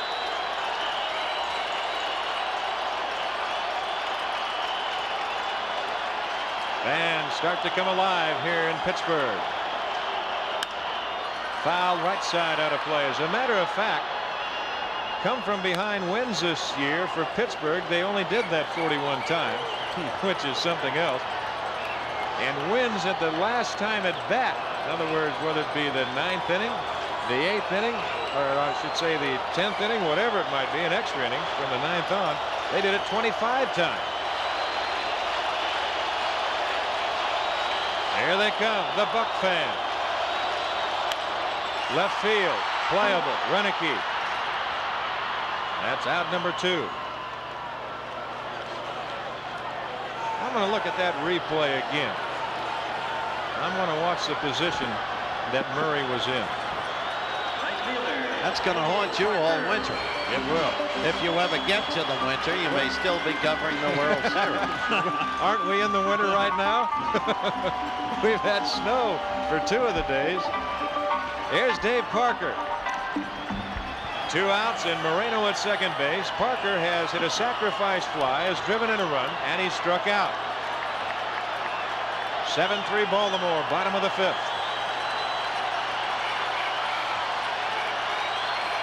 The Buck fans whooping it up. Hit well. And makes a catch. He got it on the end of the bat, I believe. And the Pirates are gone in the 5th inning. It did look like it might sneak out. I'll tell you, they can come back at you. This, before it's over, will probably go 7 games, and they'll be scratching and clawing. There you see a good effort by Singleton. He knew where he was at all times and went up, made it easy. Through 5, 7-3 Baltimore, and we'll be back with more baseball after this word from our local stations.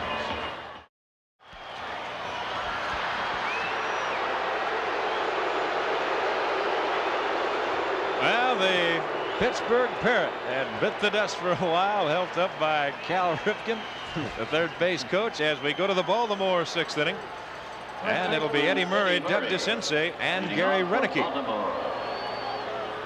4 for 7 in the World Series. A tremendous hitter.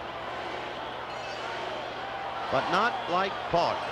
Parker can paralyze you with fear just looking at him. He just missed that last one, I'll tell you that. Got it down on the end of the bat. Murray, the switch hitter, back from the left side.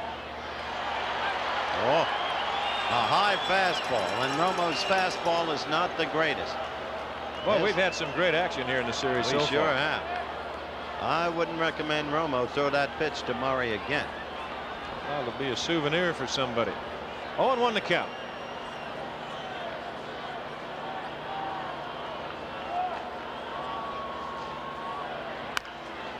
Fouled on the first base side by Jimmy Fry, the first base coach for Baltimore, and the count moves on to 0-2.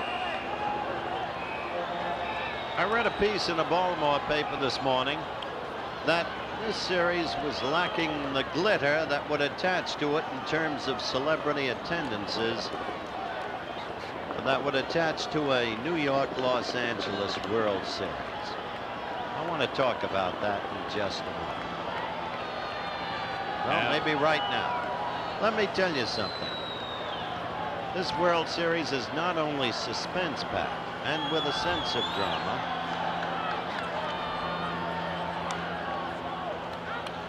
but I don't know of a more important glitter as you look at Earl Weaver in America than to have 2 cities with such pride in their urban renewal, with the redevelopment of the inner cities. What they've done in Baltimore is remarkable. What they've done in Pittsburgh is remarkable. And for me, that's the glitter where it counts. Hit up the alley, and there's Robinson, and that is out number 1. So Murray hit it hard. 1 away, and that brings on Doug DeCinces. And if there is uplifting value in sport, it's when you see the troubled faces of beleaguered people suddenly feeling a sense of pride in their city. And that's what happened in Cleveland on the Monday night when they beat the Dallas Cowboys. It's the best that sport can do for a society. Good off-speed pitch by Romo. 0-1 the count.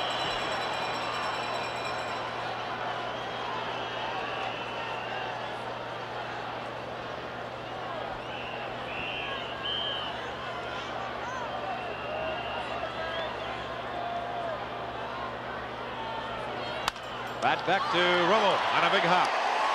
To Stargell out number 2. Down the Baltimore 6th inning, 2 up, 2 down. Murray has lined to Robinson. And DeCinces has bounced back to Romo. And we go to Gary Renicky, the left fielder. Renicky has bounced to short. He singled and he struck out. He's 1 for 3 tonight.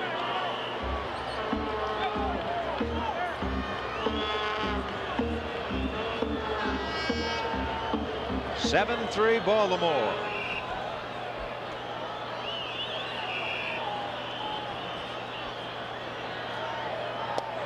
Sidearm curveball misses inside.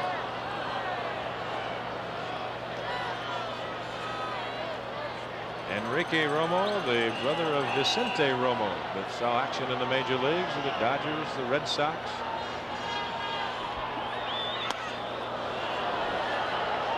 Two 2-0 the count.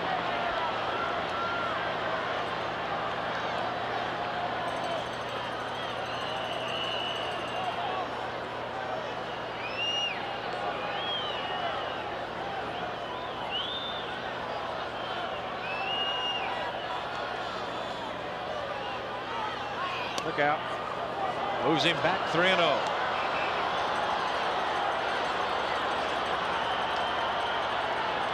Three balls and no strikes with 2 outs to Doug DeCinces. Check that, Gary Renicky.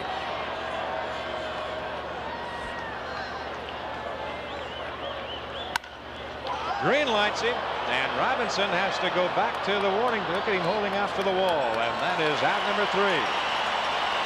Now Baltimore going 1, 2, 3 in the 6th, and through 5 1/2. It's Baltimore 7 and Pittsburgh 3. Now the crowd here at Three River Stadium, they want to see their Bucks come alive as we go to the Pittsburgh 6th inning of play. It'll be Robinson, Stargell, and Madlock. If that isn't Howard in the booth, Al, I don't know who it is. He thinks he's Sugar Ray Leonard. See you November 30th, Barrett. Well, he's got it riled up. As the Bucks come to bat, but they're down 4. It's 7-3 Baltimore in the bottom of the 6th. What man in uniform in this ballpark has played in more World Series games than any other? What man in uniform? Yes.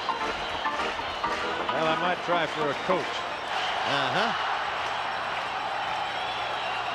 What name does he bear? Well, it's got to be Frank Robinson. That's it. Sure. This is Bill Robinson as he takes a fastball low on the count 1-0. Bruce Keeson throwing down in the Pittsburgh bullpen. 1-1 the count. Now with the rain out in Baltimore, there's Keeson. That first game, and yes, we have not had the off day after the second game, the traditional off day, the travel day, and that created some havoc with everybody. Not only these two teams, but for the technicians here with ABC, and they've done a great job. They really have. The cameramen and everybody like that trying to get everything in order. And there's a guy out here, Scott McGregor, who's now having a chat with Dempsey. The Orioles didn't get to the hotel until 4:30 this morning as they left after last night's game. McGregor had about 7 hours sleep, and you know that when he woke up with his eyes wide open. I'll guarantee you that. 1-1 the count. Foul away. 1-2. Well, the absence of an off day hasn't hurt Bowie Kuhn at all. No. Started the game without the coat, put on the coat, put on the hat. Looks great. There he is, the commissioner. Got him. A good change. And there's one gone. Who was that next to Bowie? Take another peek at it, Al. Well, McGregor, great command of his off-speed pitches, and he gets Robinson to chase a bad pitch, exactly what you want to do with 2 strikes on the hitter. And so they went after the bait. Yeah, there's one gone, and here's Stargell. Line drive up the alley, right center, splash, splash into the wall. Singleton bobbles. Stargell the second. He'll have to hold right there with a double. So that's 2 hits for Stargell tonight. You know, I'm beginning to think the last guy I'd want to throw against Buck and Stargell is a southpaw. I don't want to hear any more of that stuff about how southpaws can hamstring the Bucks. Look at how quickly that ball gets to the fence here with the slick turf, the fast surface. In no time at all, out at the fence. And of course, Willie doesn't have great speed, but Singleton having trouble on the warning track with it as Stargell pulls him at second with a double. Yeah, so much for percentages. Yeah. I remember when they used to bench Warren Spahn against the Dodgers because of their right-handed power. I always thought that they were crazy. This is Madlock.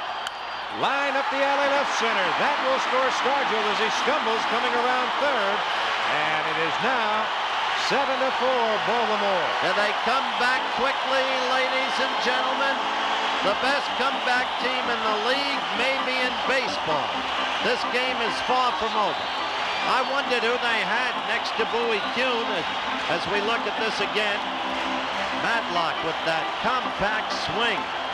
Started, and Tippy Martinez warming up in the bullpen quickly for the Birds of Baltimore. That's Happy Chandler. That's why I wondered who he was. A past commissioner of baseball. My gosh, it is. There's a wearing the University of Kentucky cap. That's right.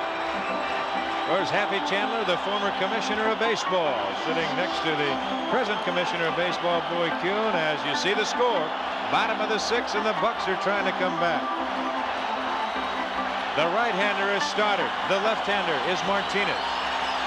And these fans are on their feet waving their yellow and hankies, their yellow and black pom-poms as they try to get the Bucks alive.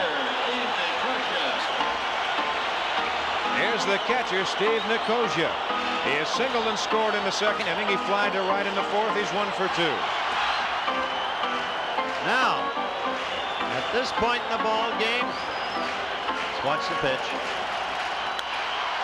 Deep but foul. Suddenly they are taking off on McGregor.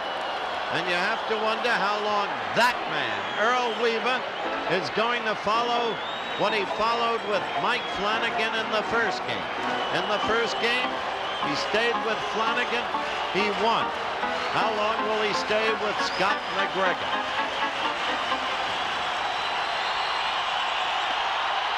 Uh-oh, look out. Pretty good move right there. He has an excellent move. One of the best in the American League. He's a good athlete.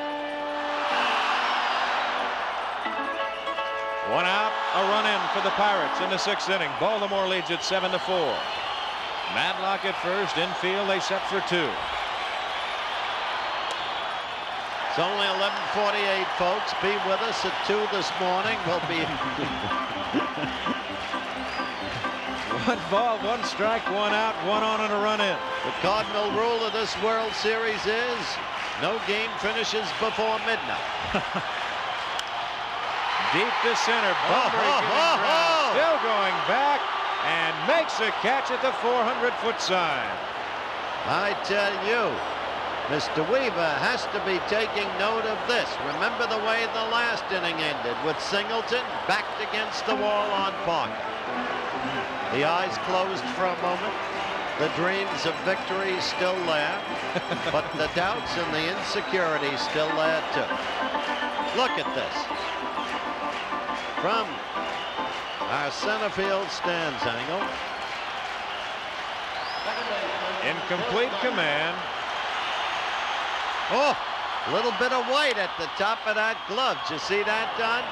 As he fouls one off. It's the batter is Phil Garner.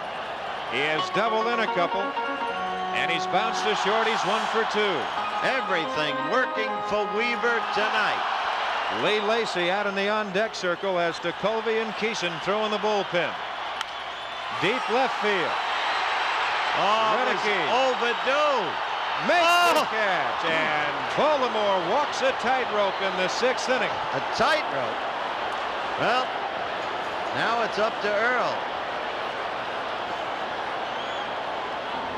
That ball hit well. You take another look at it. Renicky, a good outfielder. In command all the way and just goes up on the wall to haul it down. But the point is, Weaver has his best outfielders in their best positions, and it proved out. So he's a hot manager tonight. We'll be back in a moment.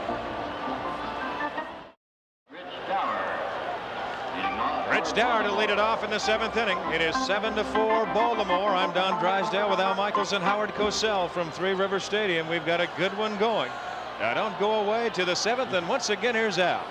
All right, Don, as Dower stands in, Dower, Dempsey, McGregor, bottom 3 against Enrique Romo, on in relief of Candelaria. Low for a ball. 1-0. I just say this, Al, while we're changing balls. We saw 3 tremendous drives. All looked in the beginning as if they would go out. Obviously now, in this atmosphere, with all of the dampness we've had, the ball is hanging heavy. It is not carrying. Good point. Hit in the air to shallow center. Easy play for Omar Moreno. 1 down. 3 of the last 4 Pirate outs have been warning track outs, and yet Weaver still not thinking about going to his pen, at least right now. Nobody up and throwing. We have Dempsey hitting here and McGregor out on deck. Telling you, we may be in extra innings at 2 in the morning. Then we can come back with game 4 right after a station break. That's correct. Tomorrow, game 4 will be on the air at 12:30 Eastern time. Jim Bibby and Dennis Martinez tomorrow. Dempsey hits it foul, out of play to the right. 0-1. Dempsey 1-3 tonight. We love Willie and his junkyard dog. Leroy Brown. Nobody sings it like Sinatra. Nobody.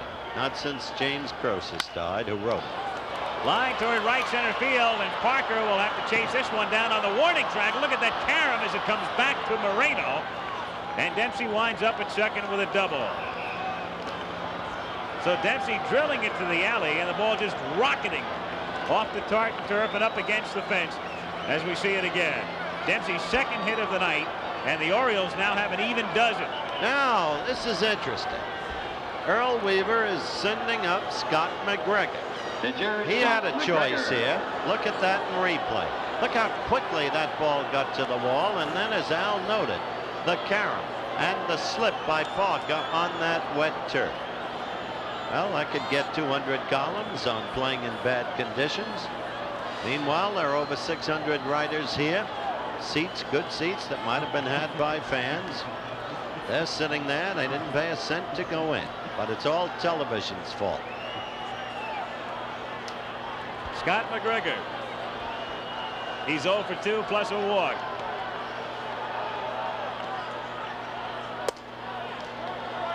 One and 0 the count. 7-4 Baltimore. The Pirates took an early lead, a run in the first, 2 in the second, but the Orioles came back with 2 in the third. And then after a 1-hour, 7-minute rain delay, John Candelaria didn't have it in the 4th inning when the Orioles came up with 5 runs, 4 of them charged to Candelaria. The Pirates came back with 1 in the bottom of the 6th. 7th inning, 1 out. Dempsey at second, 1-0 on McGregor. Grant Jackson has gotten up in the Buck bullpen. 2-0 the count. The left-hander, Jackson.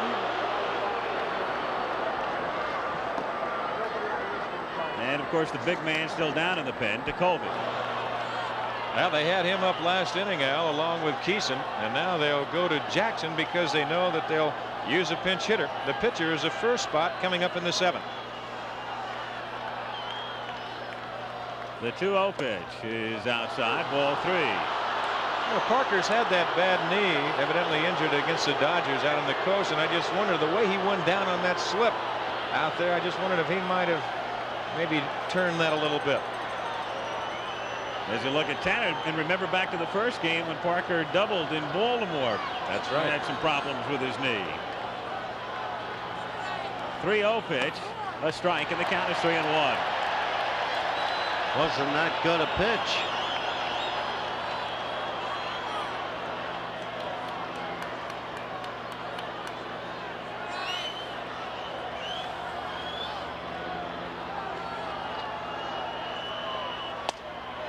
Three and 2. George Brett sitting at home watching that swing, and he says, "You mean he hit better than me in high school?" With a 3-1 count.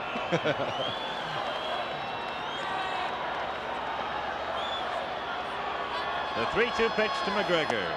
Got him. So Romo does it the hard way, goes 3-0 and then comes back to get him.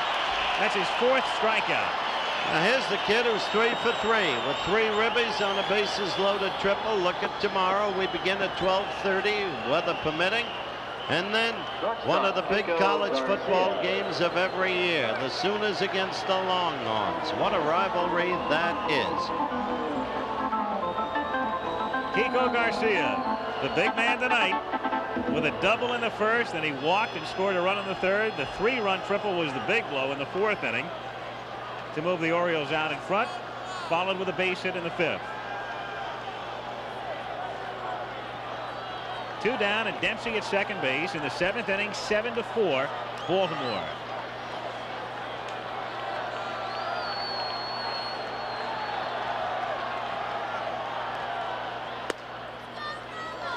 One and 0 the count.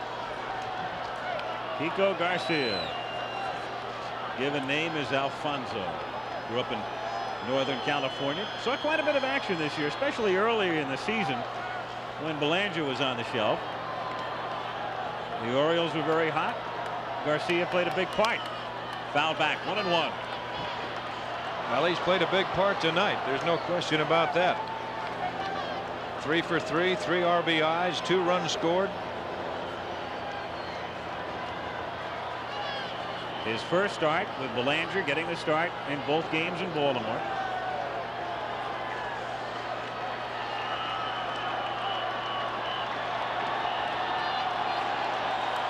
The 1-1, he drops down and it's looped into shallow center field. That could be trouble.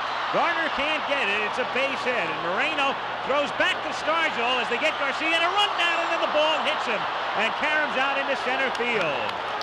So Kiko Garcia, who entered this World Series game, his first start, a relative unknown, is 4 for 4 with 4 ribbies.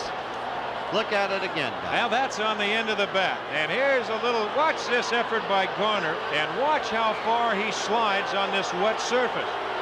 Garner, a great effort.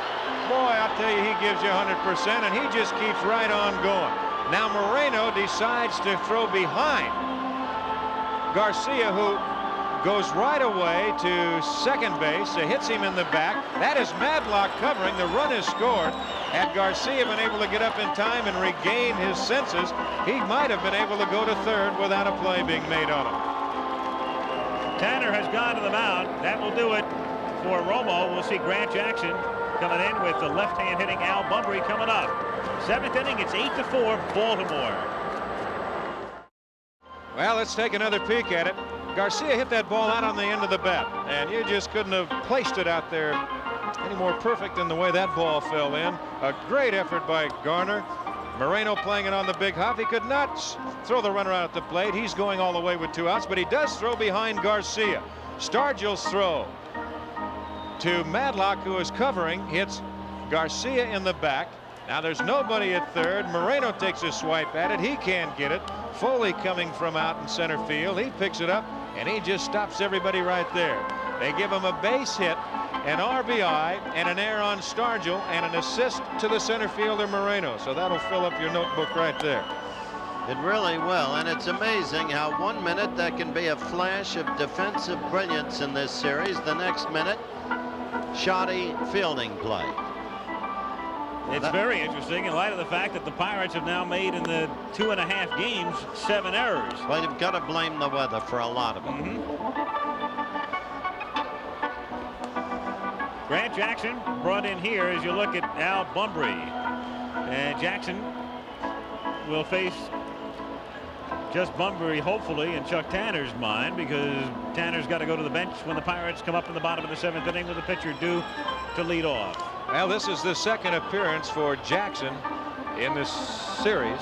He's allowed but 1 hit. There's the scoring summary.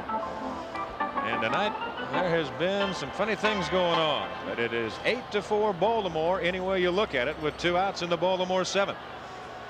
You saw the Pirates picking up 3 runs early, then Benny Ayala hit a home run with a man on in the 3rd inning, and then the big 5-run 4th inning after the rain delay with the big blow right in the middle. Garcia, the 3-run triple. Kiko with 4 hits. 4 runs batted in. Madlock drove in a run in the 6th inning. And here in the 7th, the base hit by Garcia to drive in Dempsey as Bunbury stands in. Bunbury didn't start. Ayala did. Then Bunbury pinch hit in the 4th, was hit by a pitch, and then singled in the 5th inning. 1 for 1. Oh, what a play by Play.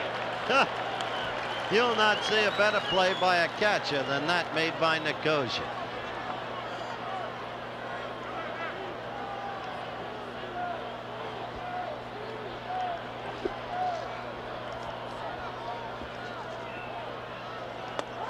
One and one. Bunbury at the plate. Kiko Garcia.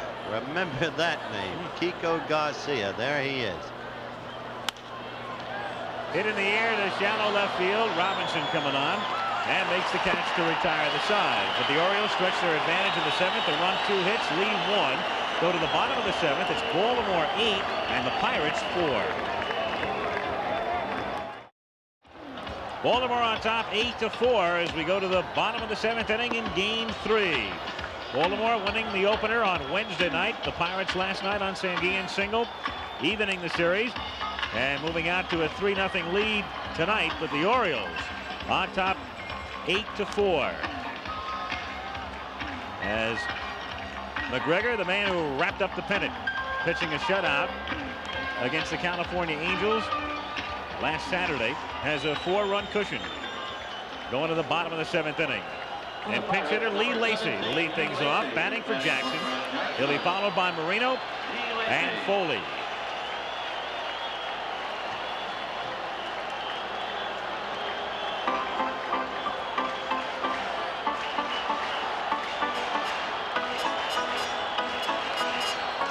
Lee Lacy signed by the Pirates as a free agent after playing out his option with the Dodgers. 1-0 the count.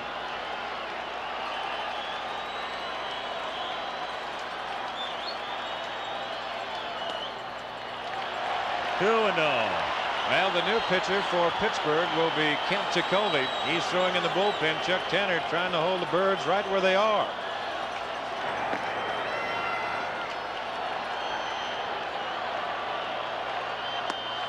A strike, 2-1. It's interesting with that rain out and no off day now. Both managers still in question as to who might go Sunday. We know it's going to be Dennis Martinez and Bibby tomorrow, but Sunday is a question mark. Both ends. 2-1 pitch is lined and a great catch made by Dower at second.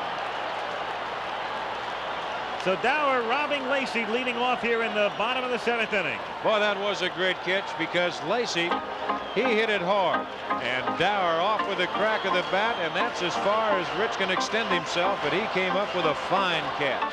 What a marvelous man Lacy is to have on that bench. Remember, he had 5 pinch hit home runs for Tommy Lasorda when he was with the Dodgers. 3 of them were consecutive to set a record.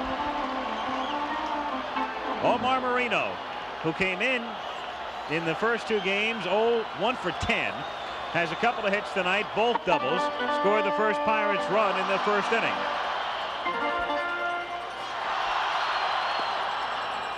Oh, 0-1.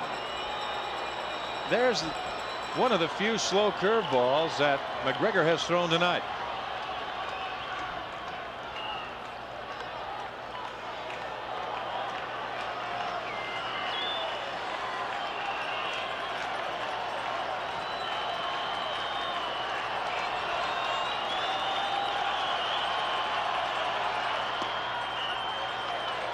One and 1 the count.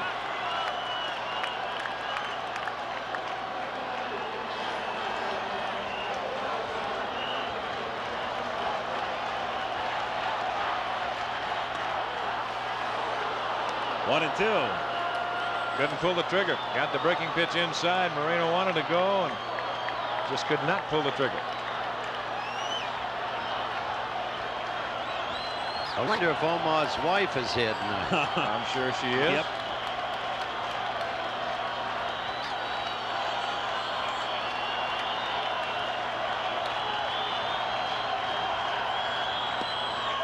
Called strike 3. So down goes Moreno on a breaking pitch, and he wants to know how wide Russ gets his strike zone is. Moreno not too happy with that call. Let's take another look at it. He just throws a cap and helmet and bat away. Dempsey sitting outside, and Russ Getze had got the corner. That's 6 strikeouts for McGregor, and the batter is Tim Foley, who hits a fly ball to left field. Renicky is right there, and that's that for the Bucks in the 7th inning. So at the end of 7 complete, it remains the Orioles 8 and the Pirates 4. We'll be back at Three River Stadium after this word from our local stations. Well, Kent Tekulve comes in. Not too often will Tekulve appear in a game in which his ball club is 4 runs down, but that's the case right now. Candelaria started. We saw Romo on in the 4th, Jackson to get the one-man Bumbry, and as I mentioned before, part of the reason has to be that Don Robinson, even though there was never any official word on it, Robinson, after the shoulder stiffness, probably unavailable tonight. So the Bucks may be one man short in the pen, and Tekulve comes in here in the 8th inning, but of course Canterman is used to working a lot.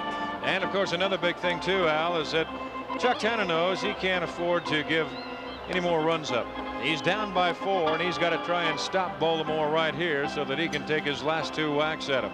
The attendance tonight, 50,848. The official seating capacity here at Three River Stadium is 50,364, but they've had some standing room seats on sale and a good crowd at 50,848. But now some of the upper deck is beginning to empty.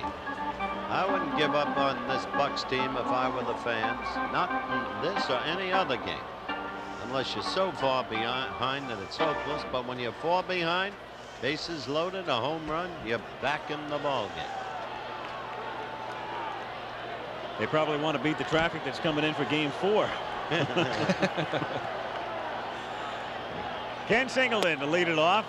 Low, ball 1, 1-0. 50,848 at Three River Stadium tonight. Pirates jumped out to the early lead, but the Orioles on top 8-4 in the 8th inning. 2-0. I pitch my way. They show me the scouting reports. I look at them and I throw them away. I'm the kind of pitcher I am. That's what you heard Kent Tekulve say last night. And what a pitcher he has been. Wow. Garner on a hop. No play on this surface is routine. Oh, man.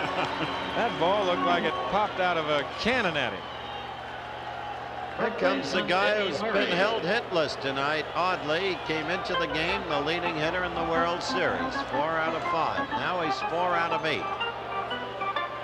But his outs tonight have been loud ones. Lined out in the 2nd, lined to right in the 4th, deep left in the 6th.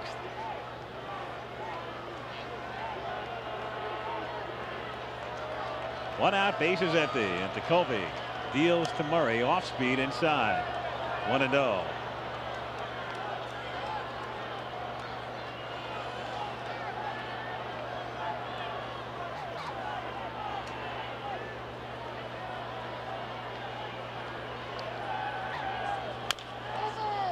Bouncing ball fielded by Stargell. Willie has trouble, but still has time to make the play over to Tekulve. I think Murray might have thought that was a foul ball, and he was very slow getting down the line. He didn't get out at all, and I think he did. He thought the ball was going to hook foul.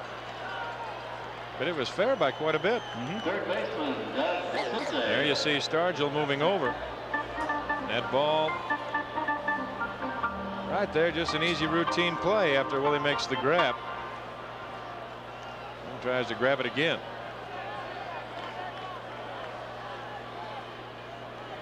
So 2 down. Tekulve, who set down the only 3 men he faced last night to get the save, has retired the first 2 tonight.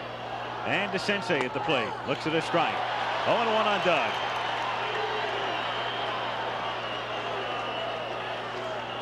One for 11 in the series. The home run in the 1st inning in game 1. Line to left field into the corner, but foul. 0-2.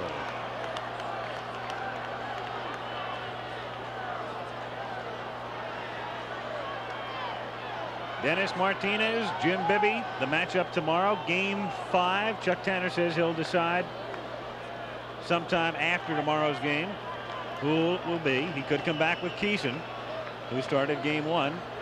Earl Weaver. He could come back with Flanagan. We'll have to wait and see. Or he said he would not hesitate to pitch Steve Stone.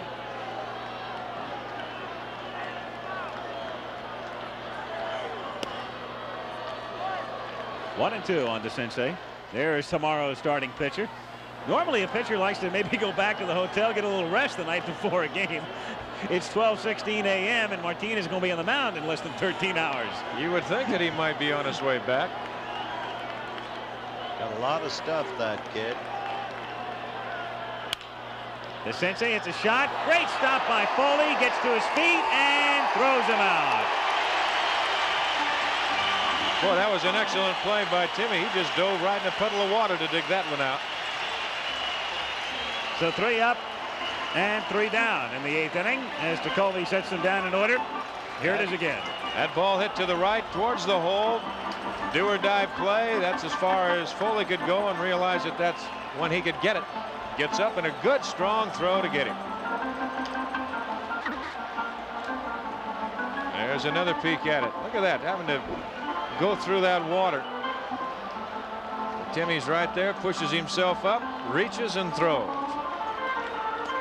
So at the end of 7.5, it remains Baltimore 8, Pittsburgh 4.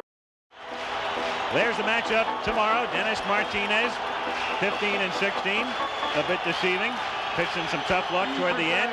Jim Bibby on the mound for the Bucks tomorrow. Be on the air at 12:30 Eastern Time.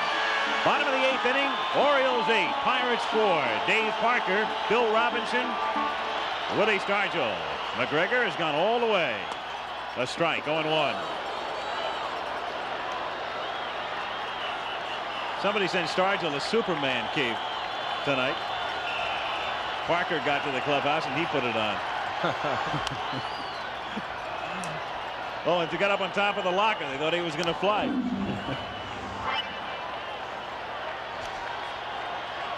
He might be able to. He's been walking on water in this series, literally. That's exactly right.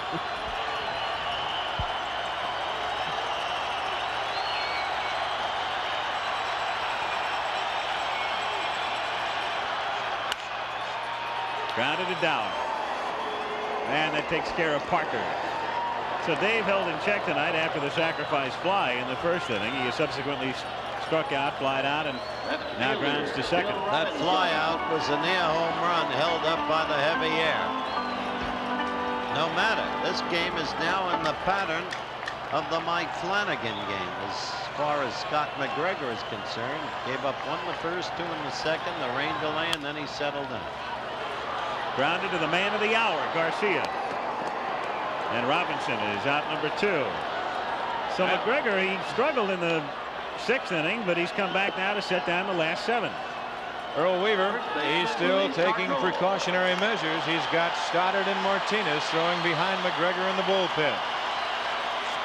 That's what they think of Willie Stargell here in Pittsburgh. He could be elected in this town and in this state. Willie tonight 1 for 2, single, double, scored a couple of runs. 0-1.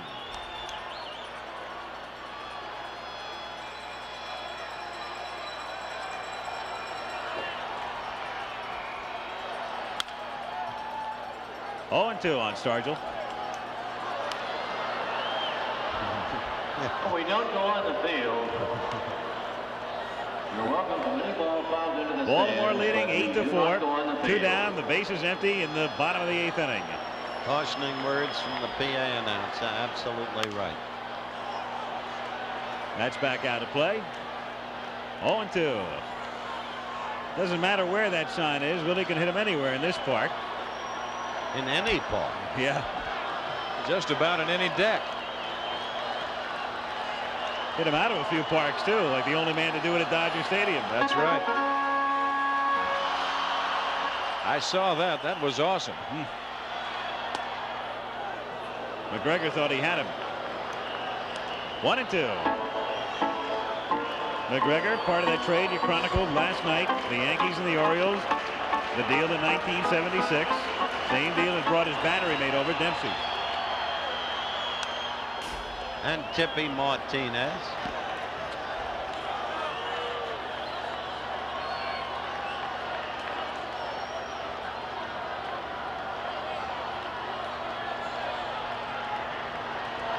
look at the two organizations that have made some excellent deals.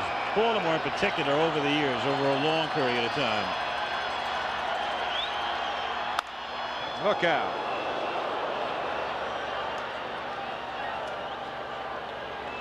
One and two the count. Hank Peters, the general manager at Baltimore. You might have been reading quite a bit about Jim Russo, their super scout, over the past couple of weeks. Jim is a fellow who over the years has recommended a lot of the people that the Orioles have procured. That's exactly right. You see him a lot at the start of every season. He's all over. 1-2 pitch is fouled away, and he's always around asking questions of everybody. They don't not only want to know what a guy can do on the field, they want to know a whole lot about him off the field too. Now, Jim Russo is one of the guys, along with Bill Whirl and some of the other Baltimore scouts. I saw a lot of Bill Whirl this summer. They put together that scouting report for manager Earl Weaver, and Earl Weaver listens to him. Stargell gets under it and pops it a mile high down the line. Dower and Murray are both there, and it's Eddie making the catch to retire the side. So Scott McGregor has set down 8 straight. The Pirates go quietly here in the 8th inning, and in game number 3 we'll go to the 9th at Three Rivers Stadium in Pittsburgh with a score: the Orioles 8 and the Pirates 4. Al Michaels, Howard Cosell, Don Drysdale. Game 3. We go to the top of the 9th inning. The Baltimore Orioles, and the big man tonight has been Kiko Garcia with 4 hits, a big 3-run triple in the 4th inning. Driven in 4 runs, leading at 8-4, trying to go up 2 games to 1 as we see Renicky, Dower, and Dempsey against Jacoby in the 9th. Saw that stat about Renicky leading off 12 times in innings with home runs. He hit 19 of his 25 without anybody on this year, so naturally in the clubhouse they call him Solo.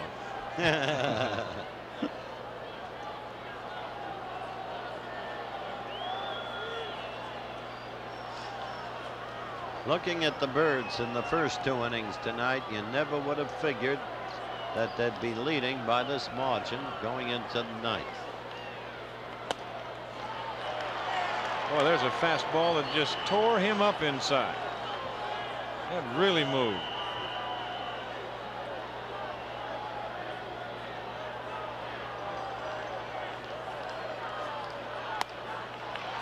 And he comes back with a breaking pitch. That's what's so great about Jacoby. He's got that fastball that, just take right here, Gary Renicky, a right-hand hitter. It's diving in on him with a fastball, and the hard stuff going away the other way. Is it a mistake to have pitched to Colby today if they need him in a tight situation tomorrow? I don't think so, Howard. My goodness, he's been in 94 games. It appears that work doesn't faze him at all. I think you're right. Count holding at 1-2 on Renicky. You know, regardless of what you think about the motion of Jacoby, of every pitcher that we've seen and every pitcher you want to see in baseball today, he probably has the most natural motion of anybody throwing. How do you figure that? Because that's the way that's easier to throw down there. I mean, that's the way your arms hang. Gravity. That's the way you're put together. Have you ever known pitchers who threw that way, like Dick Hall, guys who came in from the side or even underneath, that have arm problems? I've never seen that many. No, I really can't think of anybody that had that. That is just a natural. I mean, if it wasn't natural, everybody would walk around with their hands up over their head. You did for a lot of years. Diving for cover. But there you look at the motion, and that's just natural. You can just sit at home and you can just try and do that yourself. I don't think I'm gonna. Well, I know you'll do it in the room, and you won't tell us you will. Do you remember Dean Chance's motion? Yeah, that was easy. Dean had a line and hooking foul back out of play into the bullpen. So the count holding 3-2 on Renicky. I think the big things are just your arm. You talk to doctors. It just was not made to throw a baseball from that over the top motion or even 3/4. It's easier down in the side or even underhand like Jacoby is. The 3-2 to Renicky. Got it. So Jacoby in the World Series has now faced 7 Orioles and retired all 7. Talking about a starter for Chuck Tanner. He's liable to come back with Jacoby. Dower, a double in the 4th inning, the big inning tonight for the Orioles when they batted around, scored 5, overtook the Pirates.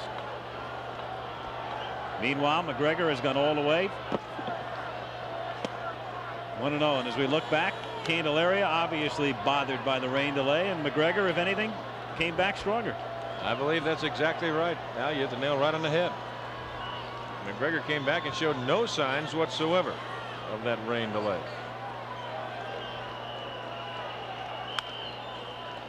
One and one. Pittsburgh coming up in the bottom of the 9th inning. They'll start with Madlock. They have Madlock, Nicosia, Garner, the 6, 7, and 8 hitters. Orioles lead 8-4.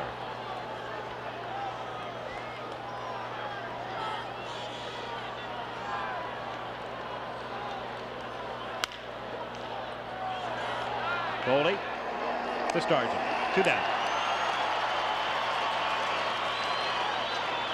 It's interesting. Don Mr. Stanhouse. Stanhouse, yes. Throwing in the Oriole bullpen. Catcher, Rick Dempsey. What does that mean? I don't know. But Chuck Tanner. there he is. Something to do maybe with the Pirates. From up the road in Newcastle, PA.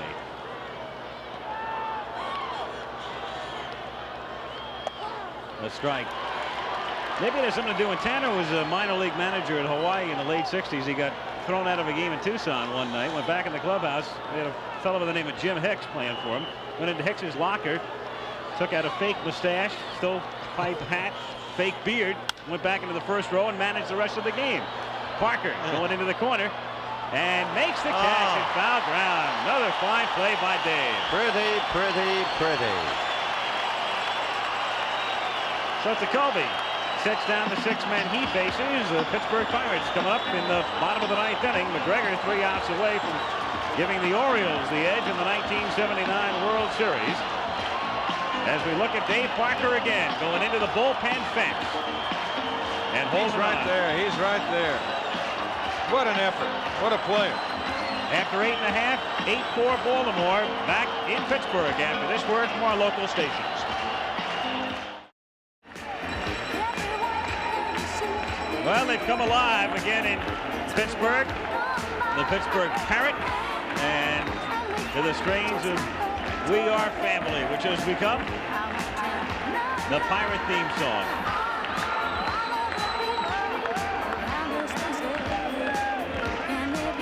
Well, they were doing a lot of dancing in that 3rd game of the playoffs. They knew they had it wrapped up in the 7th inning. You better believe they were. Scott McGregor trying to go all the way, 8-4.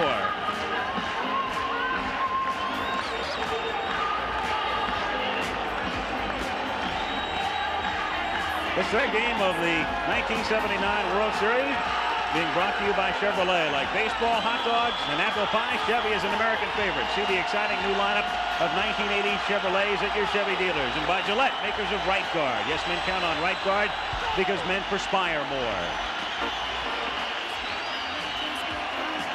Here is Bill Madlock to lead off in the bottom of the 9th inning. Madlock, Nicosia, and Garner. We would like to finish this game.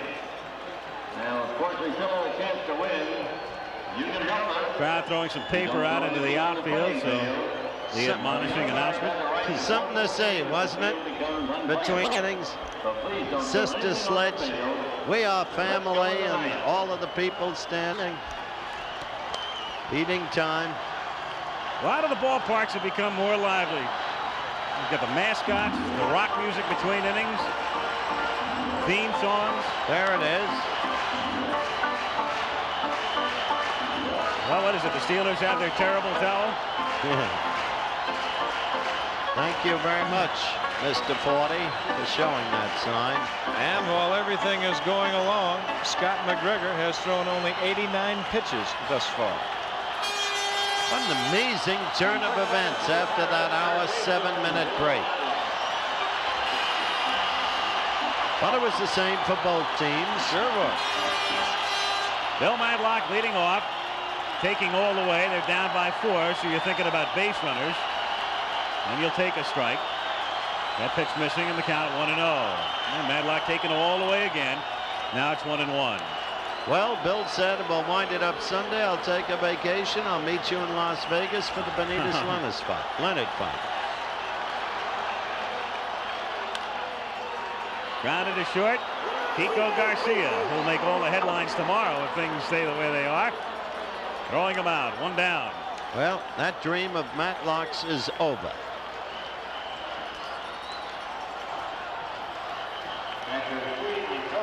One out, bases empty. Steve Nicosia, 1 for 3, second inning single. Unless the Bucks do it now without Matlock. He was, I assume, talking of Pittsburgh winning in 3 straight here. Baltimore came in here willing to settle for 1 out of 3. If they hold this lead and win, which appears probable, they'll want 2 out of 3. And maybe 3. I was just going to say, hypothetically, he could still meet you in Vegas. But not under the conditions he dreamed of. That's right. No, you'll meet me in Vegas. That's for sure. I'll meet you there. Here's the 0-1 pitch. Grounded to Dower. Stays with it. Gets him. 2 down. So for McGregor, he has set down 10 in a row after it looked like the Pirates were going to battle from behind in the 6th. Stargell with a double, Madlock single, and he shut the door. Coming up later today. That's right. Later today. It's 12:36 in Pittsburgh. So about 12 hours from now, game number 4, followed by the Oklahoma-Texas battle from the Cotton Bowl. Phil Gardner with 2 out, bases empty in the 9th inning. Line to center field. Bunbury is there, and that'll do it. The Baltimore Orioles come from behind to win game number 3. 8 runs, 13 hits, and no errors for the Orioles. 4 runs, 9 hits, and 2 errors for the Pirates. McGregor all the way to win it. The losing pitcher, Candelaria. Don't forget, join us later today, Game 4 of the World Series, the Baltimore Orioles, the Pittsburgh Pirates, live at 12:30 Eastern Time.